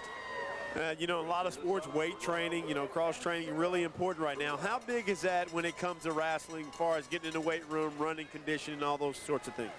Well, it plays a huge role as far as whenever you get toward the latter part of the match in the 3rd period. Our guys, we always strive to make sure that if we lose a match, it's not on shape. When you think about this tradition, what are some of the things, what do you think has been key to having the tradition here at Midwest City, and what is the key to keep it going? I think the support of the community, the Little Bomber Wrestling Program, good junior high coaches, good high school coaches all the way through. When you talk about it, I believe you guys have a duel with Kansas, I believe, coming up in December. You know, you guys, you kind of go all across the nation, you know, wrestling. How big is that, and how big is it for your kids in your program to see kids from different states and different parts of the country? Oh, it's huge because they get a chance to see people that are ranked in the country. A lot of times teams from different states individually wrestle a different style than people do here in Oklahoma, and it's good to get a variety, and if you beat a top-ranked guy, then obviously some of the college coaches are going to be looking at you. Well, Coach, we appreciate your time. Hey, good luck on the season that's coming up. All right, thank you very much. All right, back up to you, Steve. All right, thank you very much. As we take a look at the first half highlights, that has Westmoore on top of Midwest City, 19-7 our halftime score, Paul. Well, everything went very well for Westmoore. We saw early on in the ball game establishing some success running the football. Here we see Ryan Fightmaster doing a good job on the second play of this entire football game, throwing a quick pass to JoJo Durham on single coverage on the corner. They take that in here. The final 5 yards taken in by Fightmaster himself on the quarterback bootleg, takes in for the score. First score of the ball game. Missed the extra point, make it 6-0.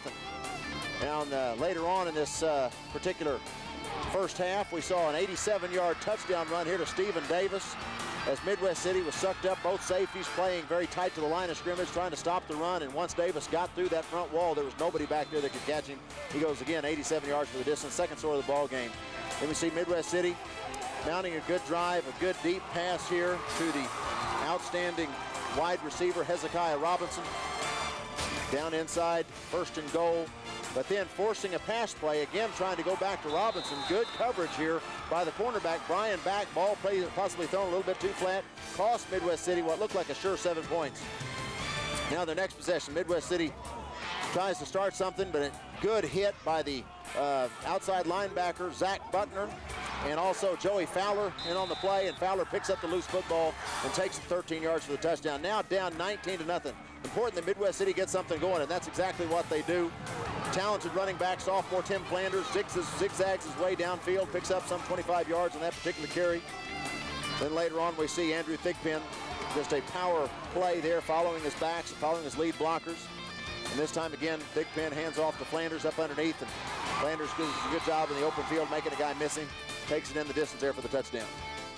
19-0 at one point. Westmoore led it as he sent a big touchdown for Midwest City to get right back in the contest, and there's the halftime numbers. Well, very close statistically until you get down the very bottom line there, and the 4 turnovers really were huge. You see total yards, 217 yards to 198 yards, and that's in one half of football, so both offenses are really producing. But the problem is, out of those 4 turnovers, one happened as Midwest City was inside the 5 going in for 7, and then another one of those 4 happened as they were at their own 15-yard line, 16-yard line. They fumbled, and of course, the big defensive end, Joey Fowler, takes in for the touchdown. So 2 of those 4 turnovers contributed to 2 scores directly for Westmoore. Quarterback comparison, there you take a look at the numbers, very similar. Well, better than what we thought, though. We thought maybe these guys would have 8 attempts on the night. Well, here in one half, Fightmasters 4 of 8, 68 yards. He's also run the ball 8 times, like what we thought, 48 yards and a touchdown. Andrew Thigpen as well, 5 of 8, pretty good percentage there, 62 yards. He also has 8 carries for about the same yards per carry, but he doesn't have the touchdown to go along with it. So about what we expected. The biggest difference in the ball game, you'd have to say, was the 4 turnovers, of course, 2 of which directly contributed to 2 scores. All right, once again, Rod Thompson on the sidelines. Hey, thanks a lot, Coach. Team down 19-7, but you have to be pleased with the way your team came out and performed in that second quarter. I think the kids are still playing hard. It's one of those situations. We get down early, made a couple big mistakes, but one thing they've done is they're fighting back, and they're staying in there, and it's going to be a dogfight second half. What'd you tell your guys to start the second half? Well, one thing is we've got to quit making the big mistakes. We've given up the interception down there in the end zone, and then the fumble down here for a touchdown killed us in the first half. But, it didn't faze them. They came out and did their job there that next to last drive. So, we just told them to stay after it, stay what you're doing, and then it's going to be a tough one. All right, Coach. Good luck in the second half. Thank you very much. Back up to you, Steve. All right, 19-7, Jaguars on top. We'll be about ready to start the second half when we come back on your Oklahoma Ford Dealers Game of the Week.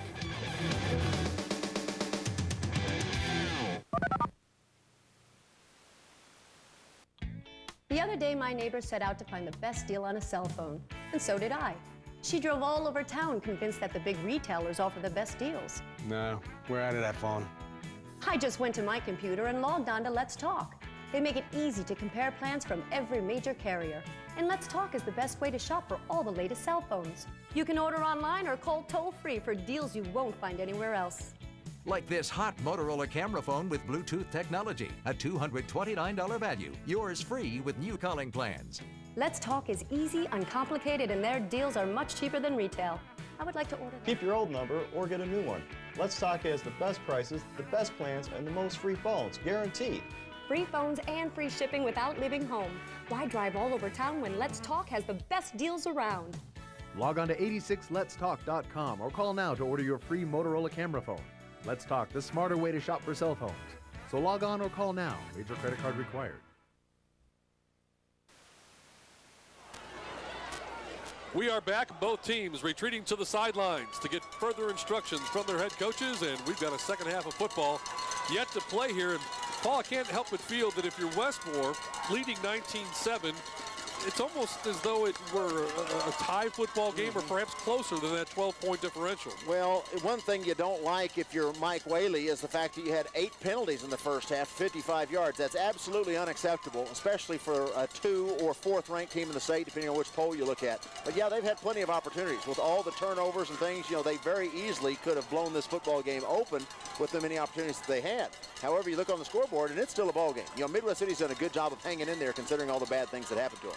It's always key how teams come out to start the second halves of football or basketball games, but especially in a situation like this, Midwest City gets another touchdown behind, and they very well, I'm not saying quit, but could get the dauber down and then have problems from there. Conversely, if Midwest City gets on the board, I mean, we're talking a very close football game, as we've got a good one here in Midwest City, and the second half should bear that out as well. Taking care of the football going to be key, especially for the Bombers. Yeah, very big opening possession here, I believe, Steve. If Midwest City can come out and cause Westmoore to punt, either on 3 downs and out or maybe 6 downs and out, and get reasonable field position, then put some points on the board. Boy, we've got a race down to the finish line. All right, Bombers will kick off as we start the second half of play. It's a low ground ball type kick taken on the run. That's Buckner, who's good with the football, trying to get to the outside, and a nice defensive play. There's that team speed once again for Midwest City. Coming up with the tackle, number 9, that's Dominique Barnes-Karn. Well, super job by Barnes-Karn staying in his lane. And you are right, Zach Buckner, he is a threat. And if he could have gotten the corner around Barnes-Karn, there was nobody else there, so great play there. Now, again, very important first series here for both teams. If Westmoore can drive the field and put points on the board, you may take the life out of Midwest City. And conversely, if the Bombers can hold them and force a punt, and they score, then all of a sudden they're right back in the middle of this football game. All right, Fightmaster is the quarterback as we start the second half of play. First down, give straight up the middle, bouncing it outside, getting across the 35 to about the 38-yard line. And here comes a late flag in from the back judge again. So let's see what that's all about. As we said, 8 penalties so far against Westmoore. This time it's a personal foul face mask penalty against Midwest City. So, a pretty good stop there on first down, but that's certainly not what they're wanting to do defensively. After the mark-off, it's going to put the ball out near midfield. Personal foul, face mask, 15 yards from in the run. Good for first down. Well, you see just a straight. Well, they're reaching and grabbing. Yeah, sure enough, that second hand in there got the arms wrapped around the body, but just inadvertently reached up and got a hold of that face mask. Good call. Unfortunate for the Bombers. Inside Bomber territory on the lead play, maybe a yard. And once again, that Midwest City defense right there, they're putting some hard hits on Fightmaster. It's almost like I think it may have been like a midline option. We haven't seen them run that much tonight. Midline option, they ran basically right in that A gap. The quarterback doesn't come out and go down the line of scrimmage. He actually almost steps backwards, and the fullback goes right between the center and right guard, and the quarterback is reading that 3-technique defensive tackle, trying to determine whether he hands it off or not. That time, good job defensively by the Bombers. Hand off right side, Davis fighting forward. He's going to be close to first down yardage inside the Midwest City 40-yard line. Good strong running by Stephen Davis. Just a simple zone play to the tailback. And, you got to get a shoulder on him. You saw a lot of people getting arms and hands on him, but Davis had his shoulders down low and kept his legs churning and was able to keep driving through there and wound up picking up 9 yards when it didn't look like there was much there to begin with. 7 carries, 108 yards for Davis. Third and short. Fake the handoff to the fullback. Fightmaster will get the necessary yard for the first down. Look at that. You talked about that coming into the game, Steve. You said we weren't going to see a lot of things that wasn't going to be all that pretty, but it can be very effective. See, almost like a lead option here, just a real quick fake, gets behind his fullback, turns into the lead blocker, and just follows a big mishmash of humanity there, and he winds up picking up about 8 or 9 yards there on the quarterback keeper. First down at the Bomber 32-yard line. Not really any wideouts. He pretty much got 2 guys in the slot. Motion coming near side. It's Pinkerton. Shows the handoff. Got a man wide open downfield, and he overthrows him. Wide open downfield, number 39, Price Emery, the tight end. Well, I'll tell you what, they put him to sleep. Haven't gone to the tight end at all tonight. That time they had motion going to the left side. Everything looked like it was going left, and Fightmaster bootlegged out to the right, had a lead blocker out in front of him. Could have run the football that he chosen to, but the tight end Emery Price had released out into the ran a little post corner, and he was wide open, just couldn't make the completion. So second down and 10. This time they give it up the middle, big hole, first down yardage inside the 20 down to the 18-yard line. And Stephen Davis having a big night. Pretty physical offensive line. Nip, Massey, Hoodman, Hughes, and Pound up front. Look at these guys come off the football. Good seal block down inside, good kick out, good lead block by the backs, and a super job of following his blockers. And Stephen Davis picks up big yardage going behind the left guard and left tackle. Started this drive at their own 34-yard line. And that face mask penalty was huge. Oh, yeah, sure. No gain on first down. Instead, they got 15 yards after the penalty. Kind of launched them on this drive. Straight ahead give to the fullback. That play broke last week 3 times for touchdowns. Midwest City, they saw that. They're not letting anything up the middle too much. Well, Willie Moore and Chris Ward, the 2 defensive tackles, trying to clog things up. Cameron Stewart, the middle linebacker, also stepping in there and not giving much room to run. They picked up maybe a yard if you're generous, half a yard probably. And it's key right here. Now, you've already lost the battle of field position, but it's imperative that Midwest City keeps Westmoore out of the end zone. 2nd and 10. Keeper again. Fightmaster cuts it back, stumbles forward inside the 15, spot him down at the 14. They'll get about 5. Well, they had a blitz coming from the backside. Fortunately for Westmoore, they ran the play away from where the pressure was coming. Fightmaster did a good job making a good cut on the perimeter as safety force was coming up to try to help and run support. Fightmaster made a guy miss and stuck his nose up there and picked up 4 or 5 yards. Casey McAllister, wide right, backs down here to the left. They're just going to sweep it left side. Cut back Davis, and he is taken down short of the first down. Good pursuit in there. Number 50 coming up from Midwest City, Chris Ward, among others. And that's your nose guard, and that's what you've got to do. You know, you got to keep your motor running till the whistle sounds. And you're going to see here Chris Ward there, signed up the left side of your screen, right there in the middle of the screen. The guy tries to cut him off.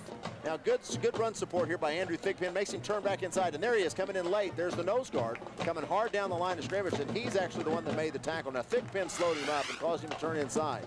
But the great run support or pursuit down the line of scrimmage by Chris Ward is who brought him down. And now you're looking at 4th and 3, 4th and 4. Knowing Westmoore, they'll go for it. But that was a big stop right there. Aaron Perry is Gibby getting up off and heading towards the sidelines. Fightmaster is going to kneel at about the 19 for a 29-yard field goal attempt. They are kicking. Holland is the field goal kicker, 6 of 9 on the season. Long count. Snap back, ball down, plenty of leg on the way, and no good. It's no good. Off to the right, and the door is left open for the Bombers. Wow, Sean Holland's had a great year. Statistically, one of the top kickers in 6A coming into tonight, but tonight has been rough. Good protection, not really much. They're looking for the fake. Holland gets plenty of foot in this when everything looks good. Just pulls it just a hair possibly, or possibly right over that left goal post. Yep. Hard to say, but looked like, of course, those officials standing right underneath those uprights. Must have just missed it.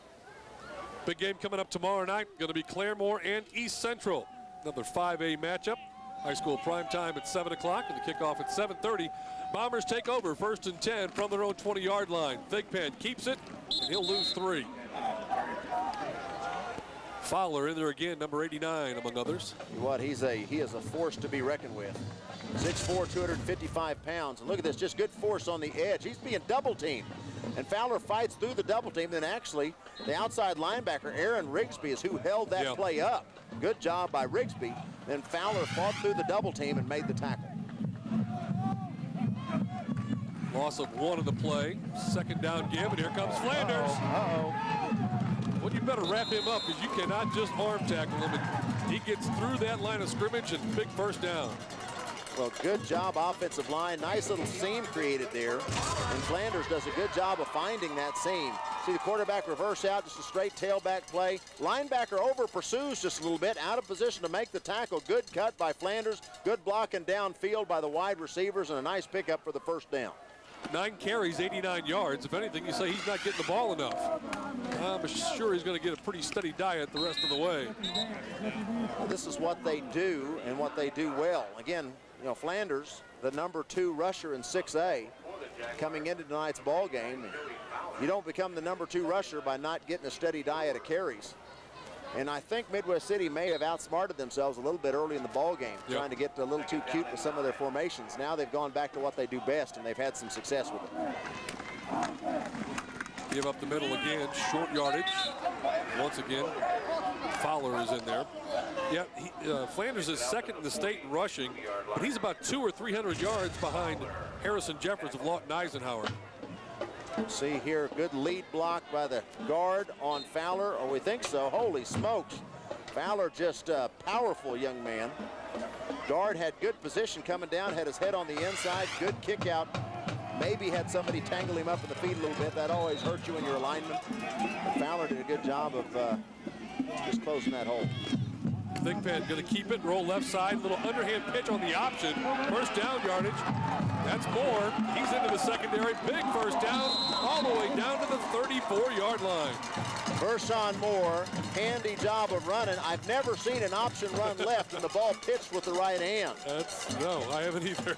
And to do it accurately. We'll see Thigpen reverse out from scrimmage here. Looks like he's going to run the quarterback keeper, but then he underhands it, which is very unusual. Usually you pitch with your left hand when you're going left. Catches Moore in stride, and boy, he's a speedster. He gets to the corner and toes up the sideline. Picks up big yardage for the Bombers, and on 3rd and long, they get the first down. Thigpen keeping it, trying to get to the corner himself. He doesn't get there, and he gets waylaid. Brian Back is everywhere. And you say Brian Back again. No, he has had a great ball game. Has shown a great nose for the football and making 2 interceptions on some difficult catches, a couple of nice receptions offensively. That was a good solid tackle right there. Back, Back shows great speed here. Now look at the pursuit here. Everybody stays in their gaps here at the line of scrimmage. Now look, you got 4 guys here coming down the line. Thigpen had nowhere to stop and cut, and then just a good job of Back running through the ball carrier there on the sideline. Good solid tackle. Must have had a flag because the referee is talking to the Westmoore defense. I didn't see anything. Couldn't have been holding. Nobody was blocked. That's a good point. We're getting all kinds of hand signals and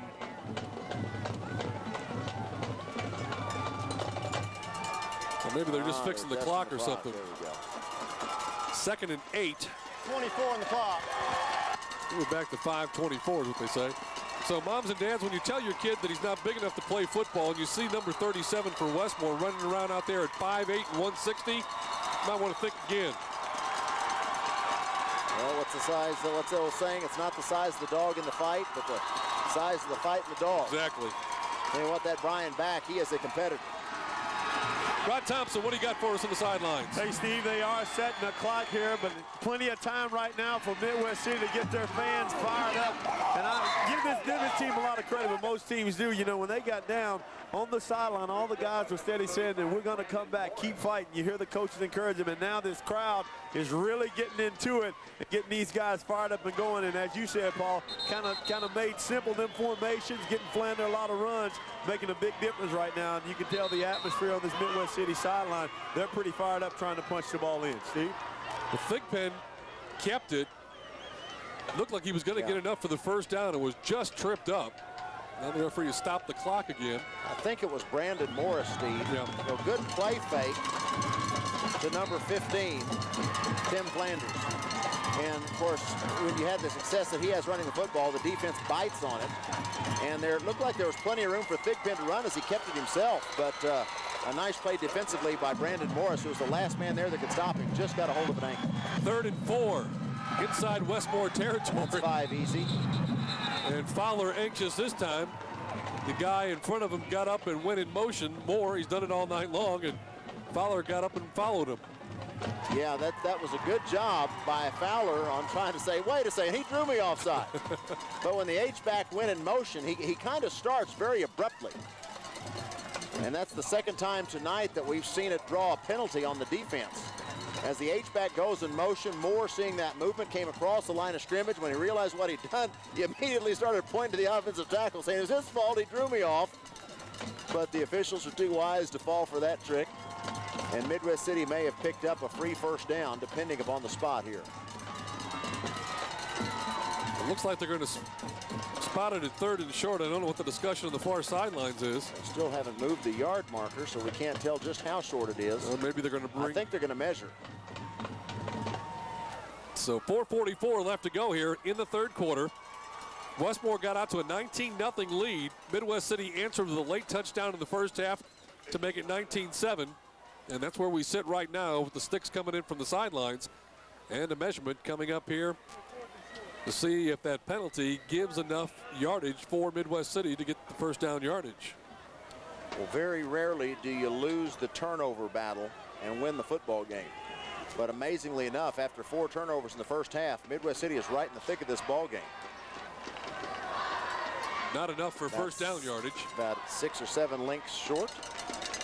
Still only 3rd down, though, after the penalty, so. Games left for these two ball clubs. Dead ball, encroachment on the defense. That was not a measurement. We just want to put the ball at the exact spot since it's so close. 3rd down. All right. Well, those guys are sharp. Midwest City's, or Westmoore is going to close out with Lawton Eisenhower and Norman at home.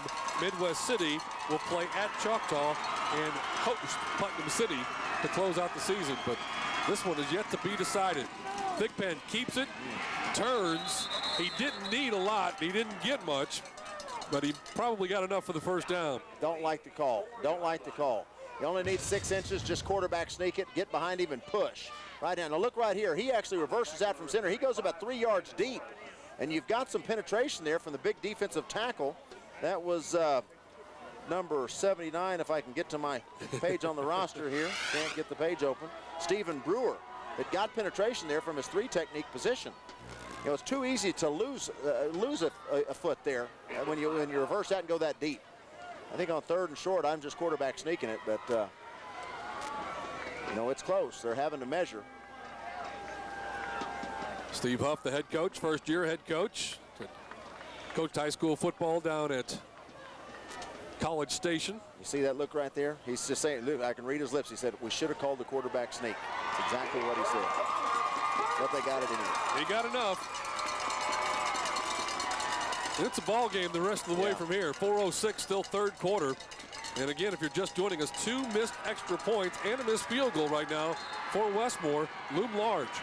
And this is kind of what we thought we'd see. You know, in this particular quarter, now 8 minutes into the 3rd quarter, there's only been 2 possessions. Yeah. Westmore's had 1 possession, and now Midwest City is on their first possession. Flanders, backside pursuit, can't get there. He's able to get about a yard or 2. Just some great speed, man. He's only a sophomore. Well, it's a counter play here. You see the guard and tackle pulling, trying to seal, and you see Big Fowler, Joey Fowler, just like the coyote breathing down the Roadrunner's neck. And just super speed by Flanders, but he was able to get anything at all. That play could have been stopped for a loss of yardage, but Flanders, with his athleticism, got around the edge and wound up picking up, turning a -2 into a gain of 2. Big Ben looks sidelines for instructions. Moore comes motion. Moore has the football. Trying to get outside. He's got about 5-6 yards. And a good pickup for Vershawn Moore. Good speed right there. And good job by the tight end, Anthony Tillis. He's certainly outweighed by Joey Fowler, but he was right in his face, doing the best he could to try to get that corner turned. And Vershawn Moore hesitated for just a moment to try to sucker the defense, and then turned on the Jets and got around the outside, picked up a pretty good gain there on 2nd down, bringing up a very manageable 3rd and 4. But I got to tell you, right now, as long as you don't lose yardage, well, this is 4-down territory, in my opinion. 5 carries, 51 yards for Vershawn Moore. Thigpen had the option for the right side, keeps it himself, and should be close to first down yardage. Yeah, he did a good job of being patient there and then just lowering his shoulders and getting what he could. Waited for his blocking to develop. It's going to be 4th and just short. But as I said a moment ago, if you pick up decent yards, picked up 2 or more on that play, I think you're going for it. So I think without a doubt, they're going to go for it here on 4th down. Westmoore has jumped off sides a couple times. This time it's straight ahead. See, I told you that look a while ago was we should have called the quarterback sneak. Worked perfectly that time. Went on a very quick count. Yeah. Caught Westmoore before they got set, got their feet dug in. You'll see here, I think on the replay will show that they don't have their feet all set. See, they're still moving around. The ball is snapped. Good push there by the guard and two guards in center. 68 gets in there on the tackle, but just a moment too late as Thigpen picks up the very important first down there on 4th and short. Impressive drive by the Bombers. Now at the 13-yard line. And the give to the fullback is taken down right away. Number 56 for the Westmoore Jaguars in there on the tackle. That would be Drew Gastineau. And number 35 is Brandon Morris. Not a very common name. Brandon Morris here, 5'10", 210-pound senior. Of course, you know, Mark Gastineau was from Oklahoma. This is like the third in a long line of Gastineaus at Westmoore. Are they related? They're not related to him, right? You know, I don't know that for sure. They probably won't admit to it. Great football player. Made some real poor decisions in his life, but great football player. Mark Gastineau, that is, not of course. Here comes Moore in motion again. He has the football again. He is dangerous and speedy, and he should get down inside the 10-yard line, spot him down at about the 8.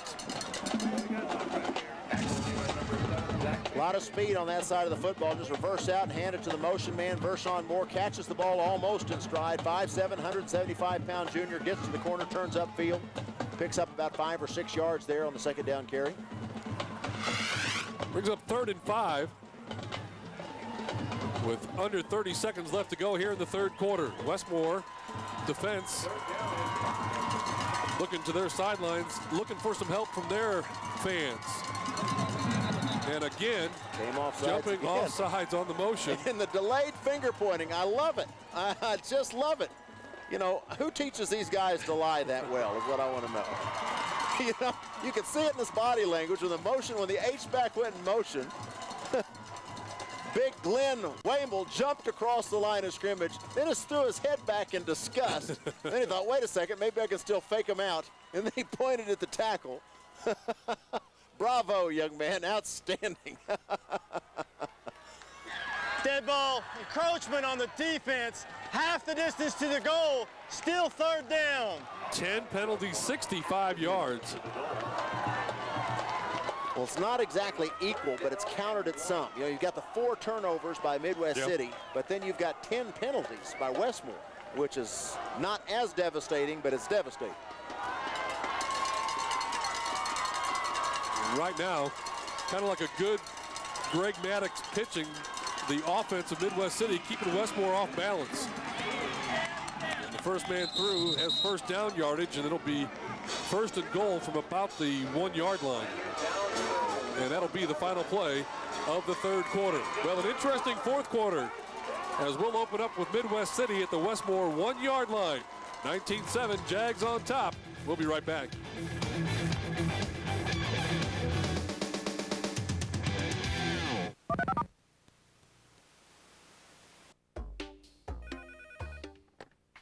Hello? Mrs. Anderson, this is Mark Brown. I'm from the collections department. Oh, hi.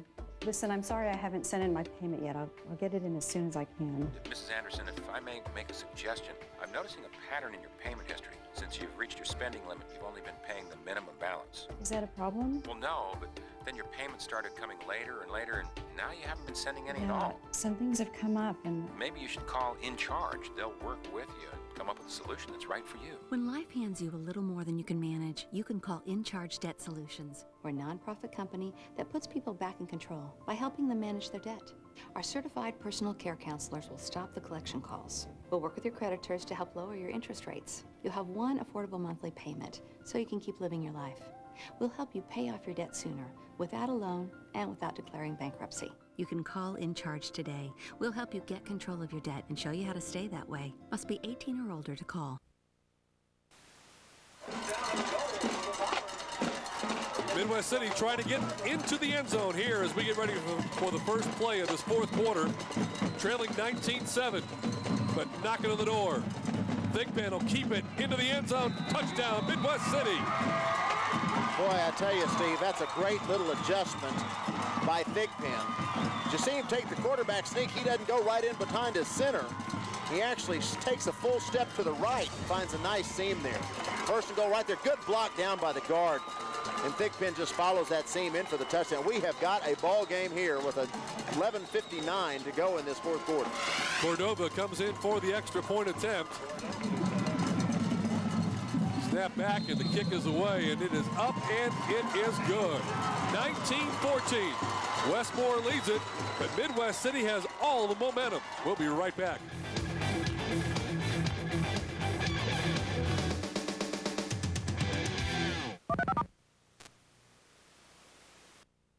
With my credit, I never thought I'd qualify for a new computer.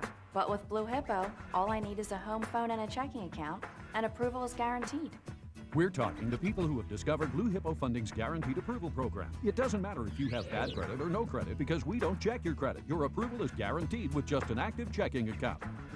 I started my own home business, something I never could have done without a computer. And if you call and order now, we'll include this ultra-thin 20-inch LCD TV complete with mounting brackets and speakers absolutely free. And we'll also include this color printer absolutely free. These accessories are free when you call and order now. I don't know why anyone wouldn't take advantage of this. It's a great offer. Mom, can I go on the computer now? Just a minute. This is your chance to get a brand new brand name computer from Blue Hippo, regardless of your credit. And by calling and ordering now, you'll receive this color printer and this 20-inch flat panel LCD TV for free. So call in the next 10 minutes.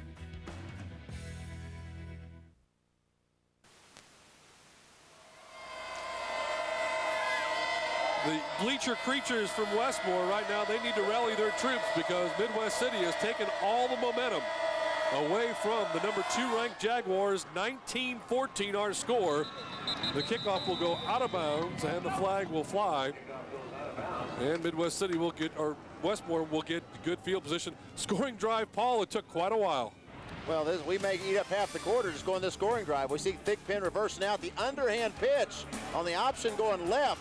And a good job by Vershawn Moore getting to the sidelines, showing great speed and fight downfield. And again, Vershawn Moore coming underneath in motion, handing the football, gets to the edge.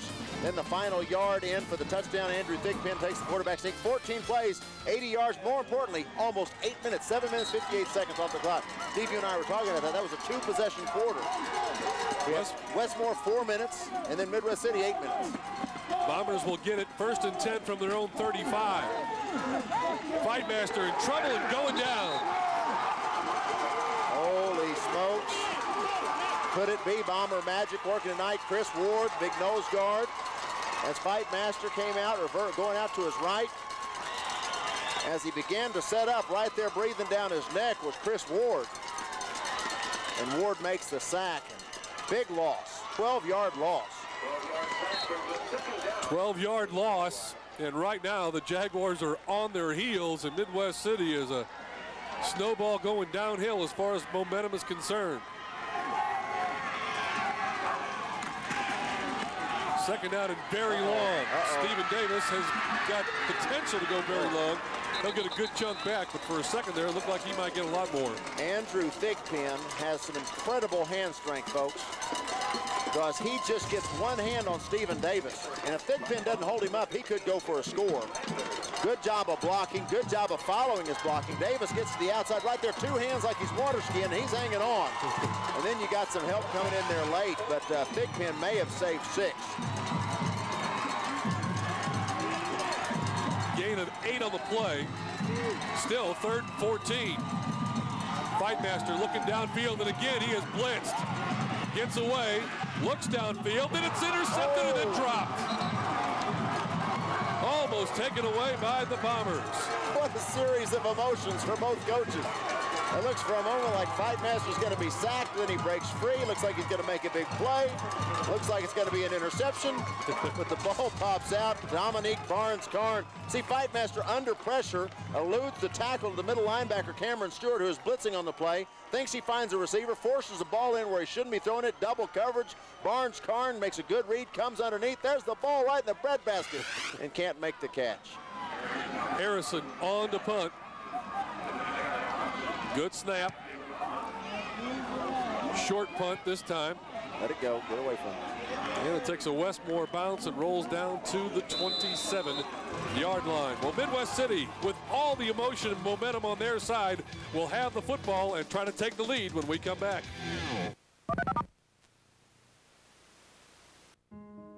I was a successful person. I was good at my job, a good friend. But I didn't feel good. I was a person in debt, and I needed help. When the credit card bills and the collection calls became too much, I called the Freedom Point. My personal coach at the Freedom Point actually found a way to reduce the payments I make every month. I'm paying out less, but now my debt is going away. and the collection calls have stopped for good. If you have debt, credit card debt that troubles you and causes you pain, call the Freedom Point and meet your new coach. Your coach, the one who will stay with you every step of the way on your path toward a future free of debt and full of promise. That's the Freedom Point. If you're ready to get out of debt and stay out of debt, call the Freedom Point today.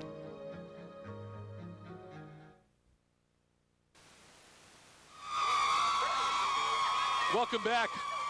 Cheerleaders trying to cheer the defense on right now. This number 2 ranked defense cannot figure out this Midwest City offense. Thigpen fumbles the snap and is taken down for a sack.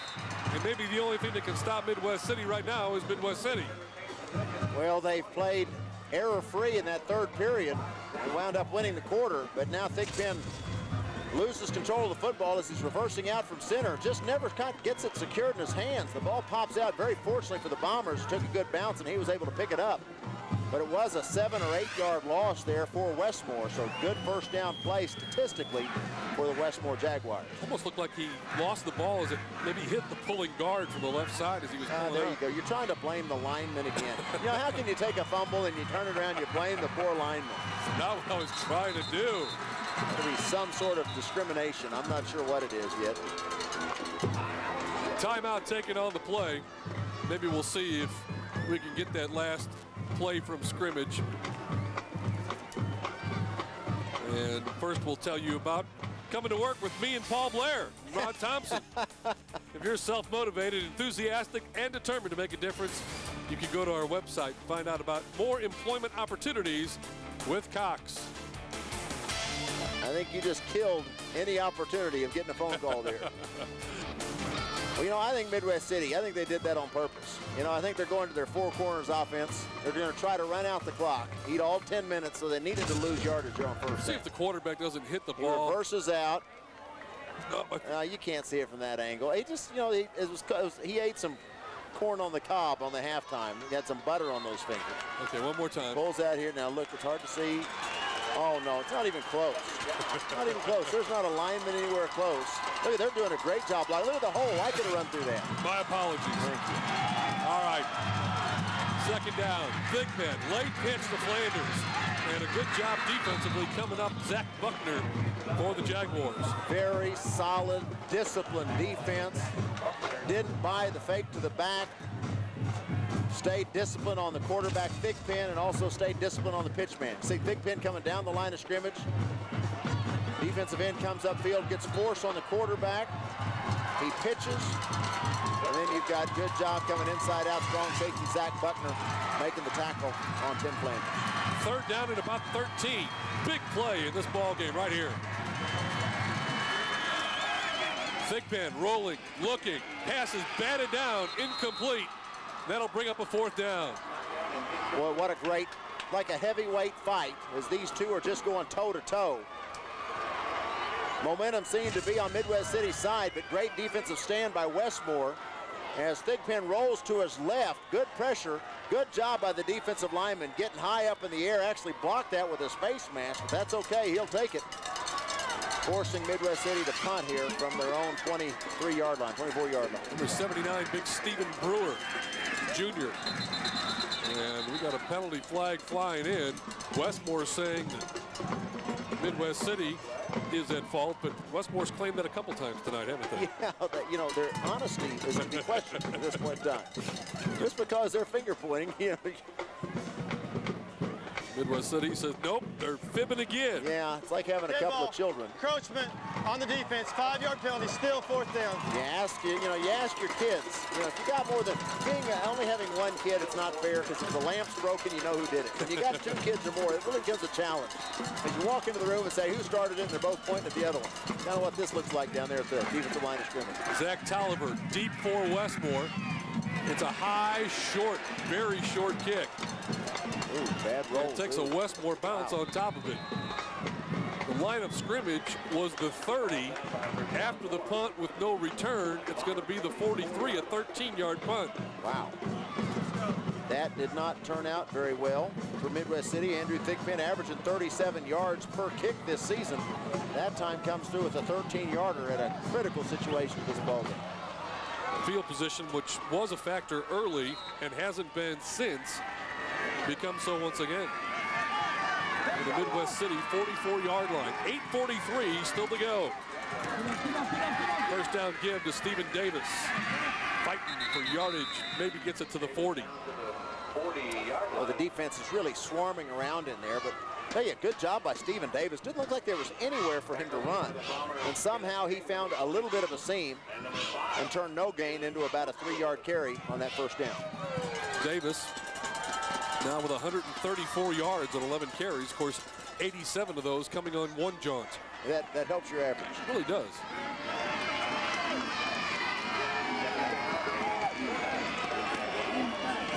Fightmaster in trouble coming out from under center. Wonder if that was the guard's fault. Sure, he just fell on it immediately. Maybe the center snapped it too hard. I'm sure it was the lineman's fault. Good snap there, just goes right up between the hands, and Fightmaster does a good job of concentrating and getting control of the football and just falls on it. That was a big play for Midwest City. After a 3-yard pickup on first down, wound up losing a yard there on second. So now Westmoore faced with a very tough 3rd and 8 situation. Westmoore looks like they're going to let the clock wind down, take a timeout, and talk about this big 3rd and 8 play as Ryan Fightmaster heads towards the sidelines. Well, you're still playing for field position. You know, obviously you'd like to pick up the first down, but they're not, they're still in a good situation offensively. If they don't pick up the first down, say they pick up 2 yards here, you know, you're punting from inside the 40. They pin Midwest City deep and make them drive the football. Again, our football game tomorrow night is Claremore at East Central with high school prime time at 7 and kickoff at 7:30. You've got the best seat in the house because no one brings it to you like the Cox Channel. Local like no one else. Cardinals and the Zebras. Speaking of Cardinals, I wonder how my Cardinals are doing right now. I was wondering how long it was going to take you to work that in. It was 1-1 the last time we checked. What was it, the bottom of the 7th, or top of the 7th? Game 7. Can they blow another series? You know, to be such a good baseball team, how many years in a row? I don't know if it's worse to be a Cubs fan or a Cardinals fan. At least we're out of our misery real early. You want me to tell you? Like 1 week into the season, you know, our baseball season's over like a weekend. You know, they played like 5 games and we're already, you know, we're like 10 games out of it. We've only played 5 games. And, you know, but the Cardinals get down there and they tease you every year like they're going to be the, you know, World Series champs. And every year they blow. At least they're there. Not every year. Oh, it's been a long time. 85, 82 since they won. Yeah. Were you even alive then? Oh, yeah. I was on the field after the game, believe me. Oh, yeah. Davis on the 3rd down carry. He'll get about 3, but he needed about 7. 4th and 4 coming up.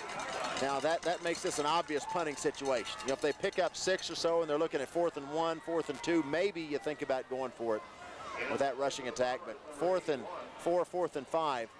What does Lee Corso say? Not so fast, my friend. Oh, you play field position right here. Well, you know, you punt the football, you try to pin. How many times he's pinned them since Ian Harrison has had 4 kicks this year inside the 10. So you kick it deep. You've got the number 2 defense in the state of Oklahoma. Is he trying a field goal? Now this is what you don't do. Of course, I'm sitting here in the box. I'm not paid to coach. Shut up, Blair. Fightmaster is the holder. Putting it down at the 46. It's a quick kick. Pretty good call. A safety kick. And it will once again be inside. Well, good play. 8-yard line. Wow. All that did was confuse the defense and confuse the guys in the booth that are trying to call the football. Well, I wasn't quite sure what I was seeing. I couldn't believe they were lining well, up for you know, that. it was a brilliant call, Nate. Think about it, because it took away any chance of a return. Right. Because when you come out there with the field goal, because Midwest City's going, what in the world, a 56-yard field goal? They're not going to kick this. However, by the time they thought about it, you know, the ball was snapped. And you had a great punt down inside the 10 with no chance of getting a return out of it. So brilliant call by Mike Whaley. My apologies, sir. All right, 6:20 to go.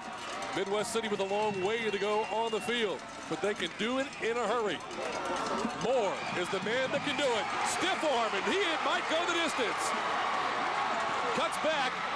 is caught up too and finally taken down at the Westmoore 40-yard line. A pickup of 50 yards of the play. Holy smokes. Tell you, they have run that play so well tonight. Been the most successful play. Vershawn Moore goes in motion, hand it to him in stride. Good job by the lineman getting the corner turned. Good job kicking out there by the wide receiver. Vershawn Moore makes one guy miss, and then it's just a sprint down the sideline. Brian Back, we've called his name a bunch. Back didn't make the tackle, but he caused him to hesitate and cut back inside, where run support was able to make the play, but a big first down carry there for Midwest City. Here comes Flanders. He loses his man and then loses his footing. Otherwise, he might have gone the distance. Nice block on that previous play. I want to give credit to Jordan Tyner, one of the other backs who got a good seal block and enabled Moore to get downfield. And again, Midwest City has really owned this second half of play. Yeah, they really have that 8-minute drive, scoring drive, there in the third quarter, which was an amazing quarter, as Westmoore opened up and kept the ball for 4 minutes. Then Midwest City got the football and kept it for 8 minutes. Second down, 8. Moore in motion, gets the handoff, and is drugged down. And a nice play defensively there, number 17, Aaron Rigsby. Was a good, strong play by Rigsby.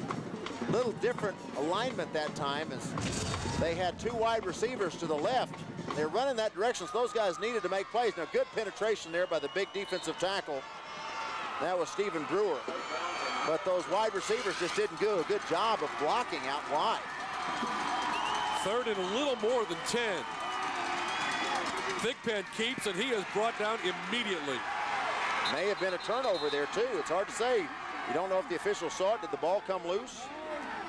Coaches are saying They're so. They're talking it over. They're making sure.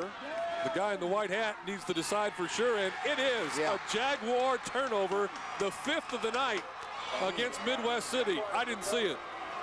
Well, just before he hit the ground, look, it's a keeper here. Thigpen decides to keep the football, and he gets smacked. No, actually, it's big old Joey Fowler. Didn't smack him so much, just ripped the football out. Yep. See, there the football hits the ground before his knees hit the ground. And then they just come in and wrestle it away from him. That's Fowler that stripped the football, and then he came up with a loose ball. Joey Fowler's having a whale of a football game tonight. Fumble caused, fumble recovered, fumble taken in for a touchdown. Big night. Now the Bombers just have to hope they can hold, or the Jaguars have to hope they can hold on. Davis will lose 2 yards.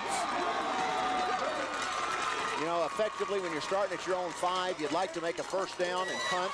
So, you know, net worst case scenario is, you know, decent field position here for Westmoore. Down to Rod Thompson. Hey guys, down here on the sideline, like you said, back and forth, who's going to keep the ball? And I believe you said the pregame show, Steve, is going to be the defense that steps up that time. When Midwest City lost the ball that time, the coaches, they didn't get down. They told them, hey, let's get the defense out there. We're fine. Let's come up with some stops, try to get the ball back, and hold on to it the next time they get it. They're staying real positive over here on the Bomber sideline, Steve. You notice an attitude almost of the Midwest City defense. We deserve to win this game. We're getting this ball right back. Westmoore better come up with a first down. I don't know that they can stop Midwest City's offense. Fightmaster, a little misdirection of his own, and he'll get about 6 yards and bring up third and about 6. Really interesting design play as almost just a counter play of some sort, as Fightmaster opened up to his right, faked a dive, then wound up doing a quarterback keeper down the line of scrimmage around the left side. But if Midwest City can force them to punt right here, they've got 2 timeouts in their pocket. However, there's only 3 minutes left on the clock, so very important that Midwest City come up with a stop right here on third down. Jaguars need 6. Fightmaster fakes it, keeps it himself, races for the first down yardage. He needed it and got it. I don't know how he does it sometimes, but he just always seems to come up with the big play when needed. Went so deep it looked like it had to be a pass play, because look how deep he goes right here. It almost loses his footing, but just has plenty of room to run, great speed. Outruns the run support from the secondary and picks up plenty of yards for a first down. Now Midwest City's got 2 timeouts, clock's running. they're going to have to get they're going to have to use both timeouts here. So the offense will not have time left on the clock. If they get a good stop here on first down, then they'll use a timeout right away. First down, give up the middle straight ahead, and some good yardage there. And on the carry, number 8, Manny Norwood, rather. That hurts. Too much yardage on first down. However, I'm still surprised they're not using a timeout. This is almost a case if you're on defense, you almost want them to get a first down so you can stop them on the next first down and call timeout. Yeah, I'll tell you what, you're getting to the point, though, where there's just not going to be enough time. 2:12 left, and the clock is rolling. Midwest City needs a turnover here, I'm afraid.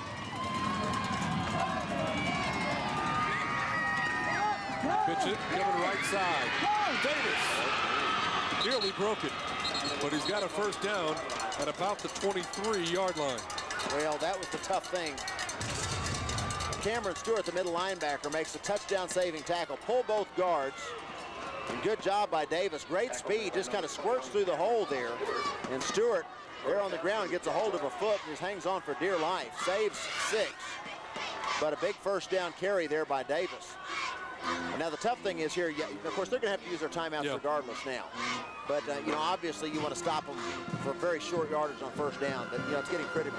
They've only got 2 timeouts left. It'd be difficult for Midwest City to get the ball back. In the worst perfect scenario, it'd be difficult to get the ball back if that's more than maybe 30 seconds. Davis again. Hit goes down and right at the 20-yard line. Clock stopped with 1:30 left to go.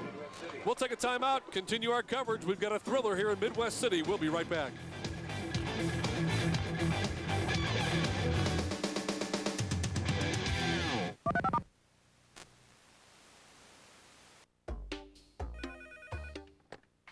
Hello? Mrs. Anderson, this is Mark Brown. I'm from the collections department. Hi.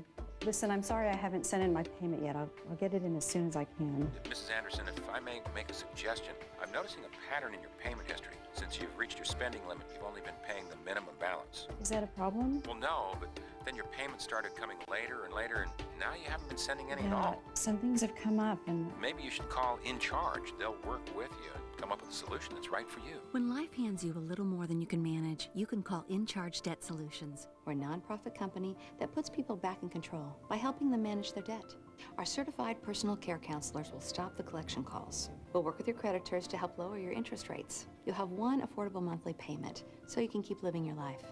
We'll help you pay off your debt sooner, without a loan and without declaring bankruptcy. You can call In Charge today. We'll help you get control of your debt and show you how to stay that way. Must be 18 or older to call. Welcome back. We have 1 minute, 30 seconds left to play. Westmoore needed a big first down. They got it from their quarterback, Ryan Fightmaster. Give straight ahead to the fullback, Norwood. Breaks a couple of tackles. Norwood inside the 5. Races for the end zone and loses the football. Wow. It's a touchback, and the Bombers will get it. This is an incredible football game. Looked like it was all over as Davis squirted through the line of scrimmage. Easily was going to have a first down inside the 5, if not score a touchdown. Ball game over, but then tossed it up there at the last second. Excuse me, that's not Davis. That's number 8. Manny Norwood. Manny Norwood. And as he's fighting to try to get in the end zone, they do it. Midwest City does a good job coming and stripping the football out. Just before he crosses the goal line, the ball comes free. The Bombers fall on it. Is Bomber magic back? First down at their own 20-yard line with 1:20 and 2 timeouts. Timmy Flanders, the young man that reached in there and stripped him of the football. And now the Bombers get it with 1:21 left. And with their big play potential and the guys that they have, you wouldn't be surprised. Thigpen rolling out with the football. This looks like a broken play, just thrown out of bounds. Westmoore coaches wanting intentional grounding. Now we've got a flag, and it's either grounding or roughness. We'll see. Well, I don't know what the call is. Outside the pocket and throwing it past the line of scrimmage. I just don't know any high school rules. I just have to admit, I just don't know the high school rules. Now, in college and pro, that's a clean play because he's outside the pocket. He threw it beyond the line of scrimmage. But they called intentional grounding, and obviously it was. Thigpen was just avoiding the sack. It didn't look like there was a receiver in the area. Well, it looked like a broken play from the very outset. Well, I think it was a design pass play. You know, they've run the ball so well. They thought they might catch him on a play-action fake. And as Thigpen got outside the pocket, he was under pressure. It may have been Joey Fowler again. And he obviously threw the ball away to avoid the sack. But, 5-yard penalty from the spot of the foul. Lost it down. Second down. That's a toughie. Lost it down, too. You can see Coach Steve Huff pleading his case. See, he was trying to throw the football, it looked like, but somebody had a hold of his jersey, is what I'm gathering from his explanation. Well, it's plausible. Sure. Probably not true, but it's plausible. 5-yard penalty on the play. On top of, it's from the spot of the foul, too. Yeah. And loss of down, so that was huge. The ball all the way back to the 6-yard line. Good play call again. Nice pass by Thigpen right into the hands of Hezekiah Robinson. Now look here, number 7. Now Robinson's been a go-to guy all night, running a quick slant. Good angle here, guys. The ball, good spiral, right on the money. You got to make that catch, but unfortunately does not. Unfortunately for Midwest City, that is. 3rd down and 24 for the Bombers. They need to get to the 30. Thigpen looks left, throwing right, and he's got a man down there. Defense is there, and I think he caught the football. He did! Unbelievable. This has been the most wild game I've ever seen. You know, the only thing that could have happened to keep Midwest City in the ball game a moment ago was Westmoore fumbling it into the end zone. There was no other way, and that's exactly what happened. Now on 3rd and 3 miles, Thigpen avoids the pressure, throws a deep pass down to Robinson that just dropped an easy catch and makes an impossible catch here on the sidelines. Gets a foot in bounds there. Back was the defender there. And looked like he had good position. About a 40-yard completion, guys. Isn't that about right? They were inside the 10, goes all the way down to, well, the 46-yard line. But I'll tell you what, Midwest City's got more lives than a cat. 2nd and 10, roll it right side. Good protection. Throws down the middle, is tipped and intercepted. There it is. Number 16. Wow. Tracy Norwood. He didn't make the interception, but Tracy Norwood made the play. The safety, free safety, Tracy Norwood, 5'11", 190-pound junior, 4 interceptions himself on the year, makes a great break on this football as he sees the play developing. Thigpen rolling out to his left, fires a shot in here.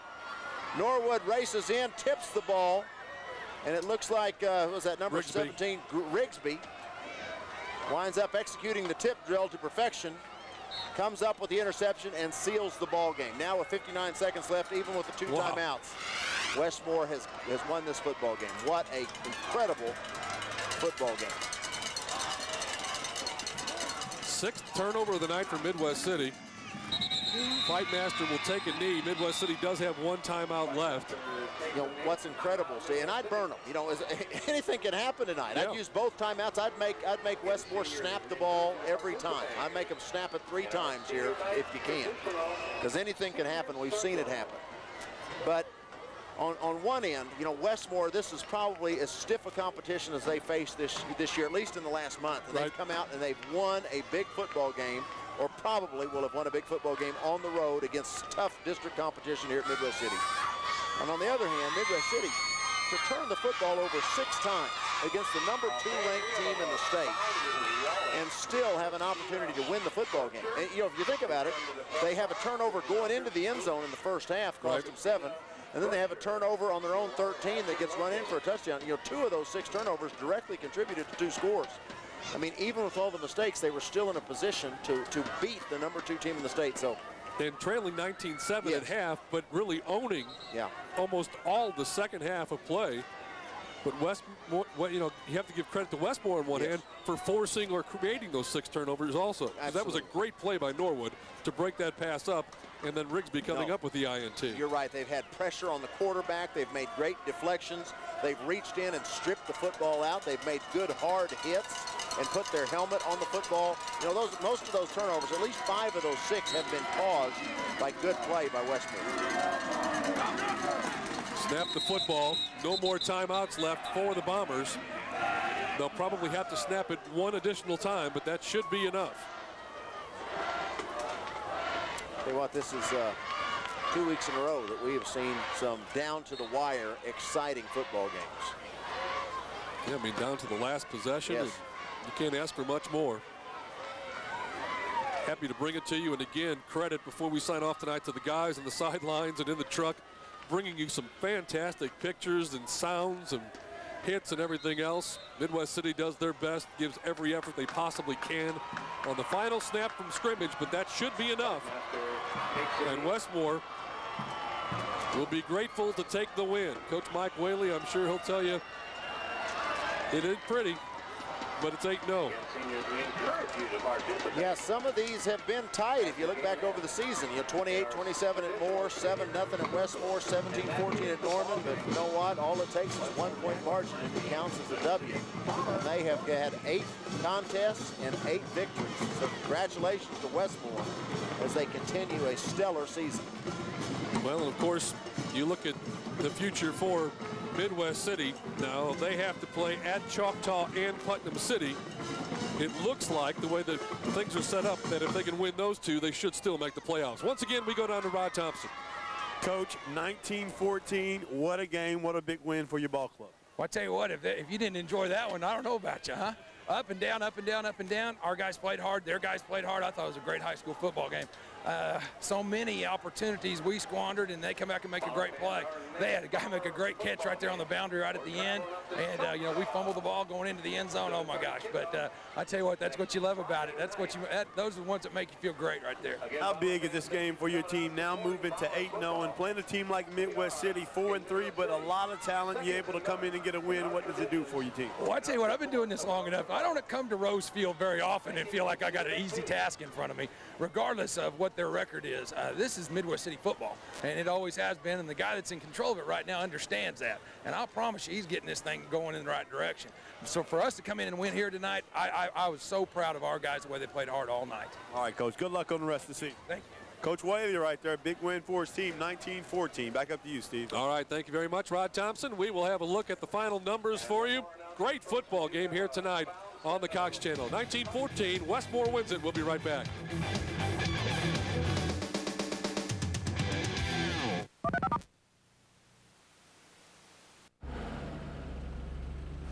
You know what you're looking at? It's a Ford Mustang GT with one of the baddest, most powerful engines on the planet.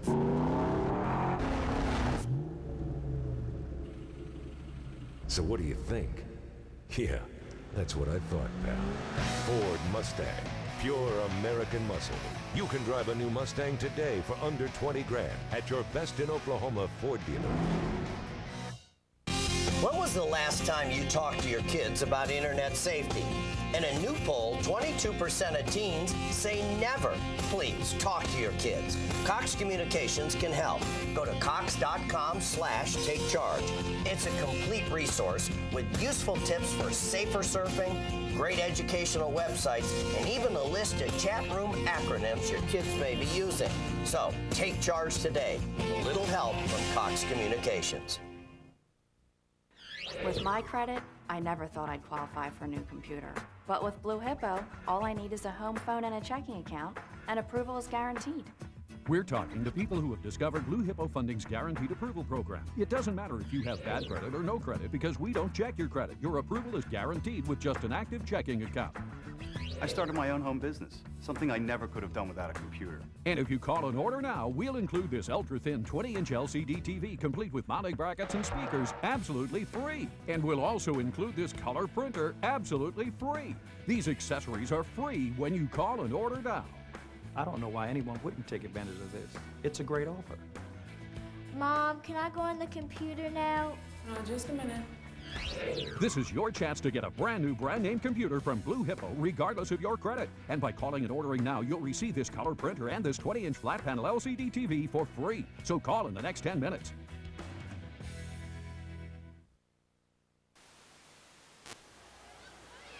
Welcome back, and in the words of Westmoore head coach Mike Whaley, if you didn't like that football game, I don't know about you.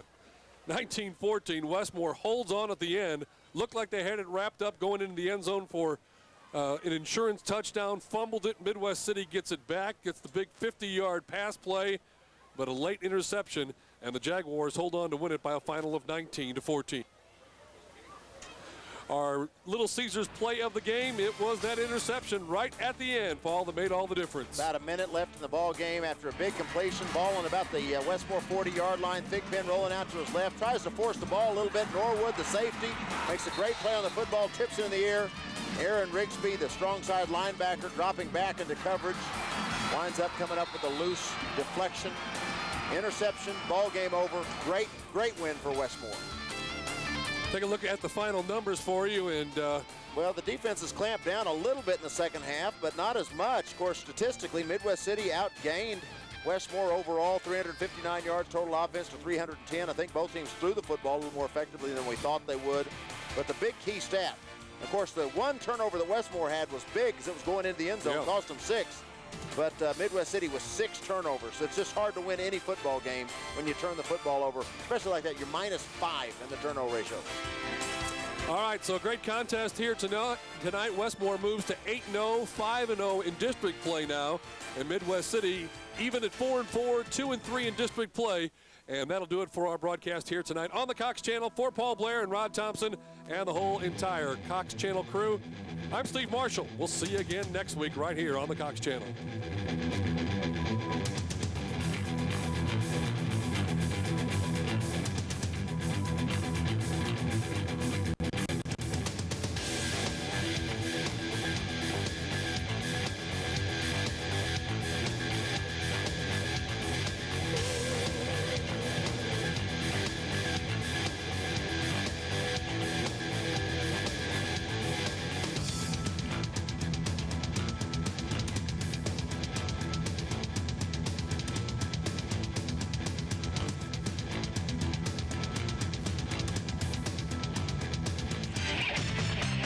Preceding sports program was produced by the Production Services Group at Cox Communications, exclusively for the Cox Channel.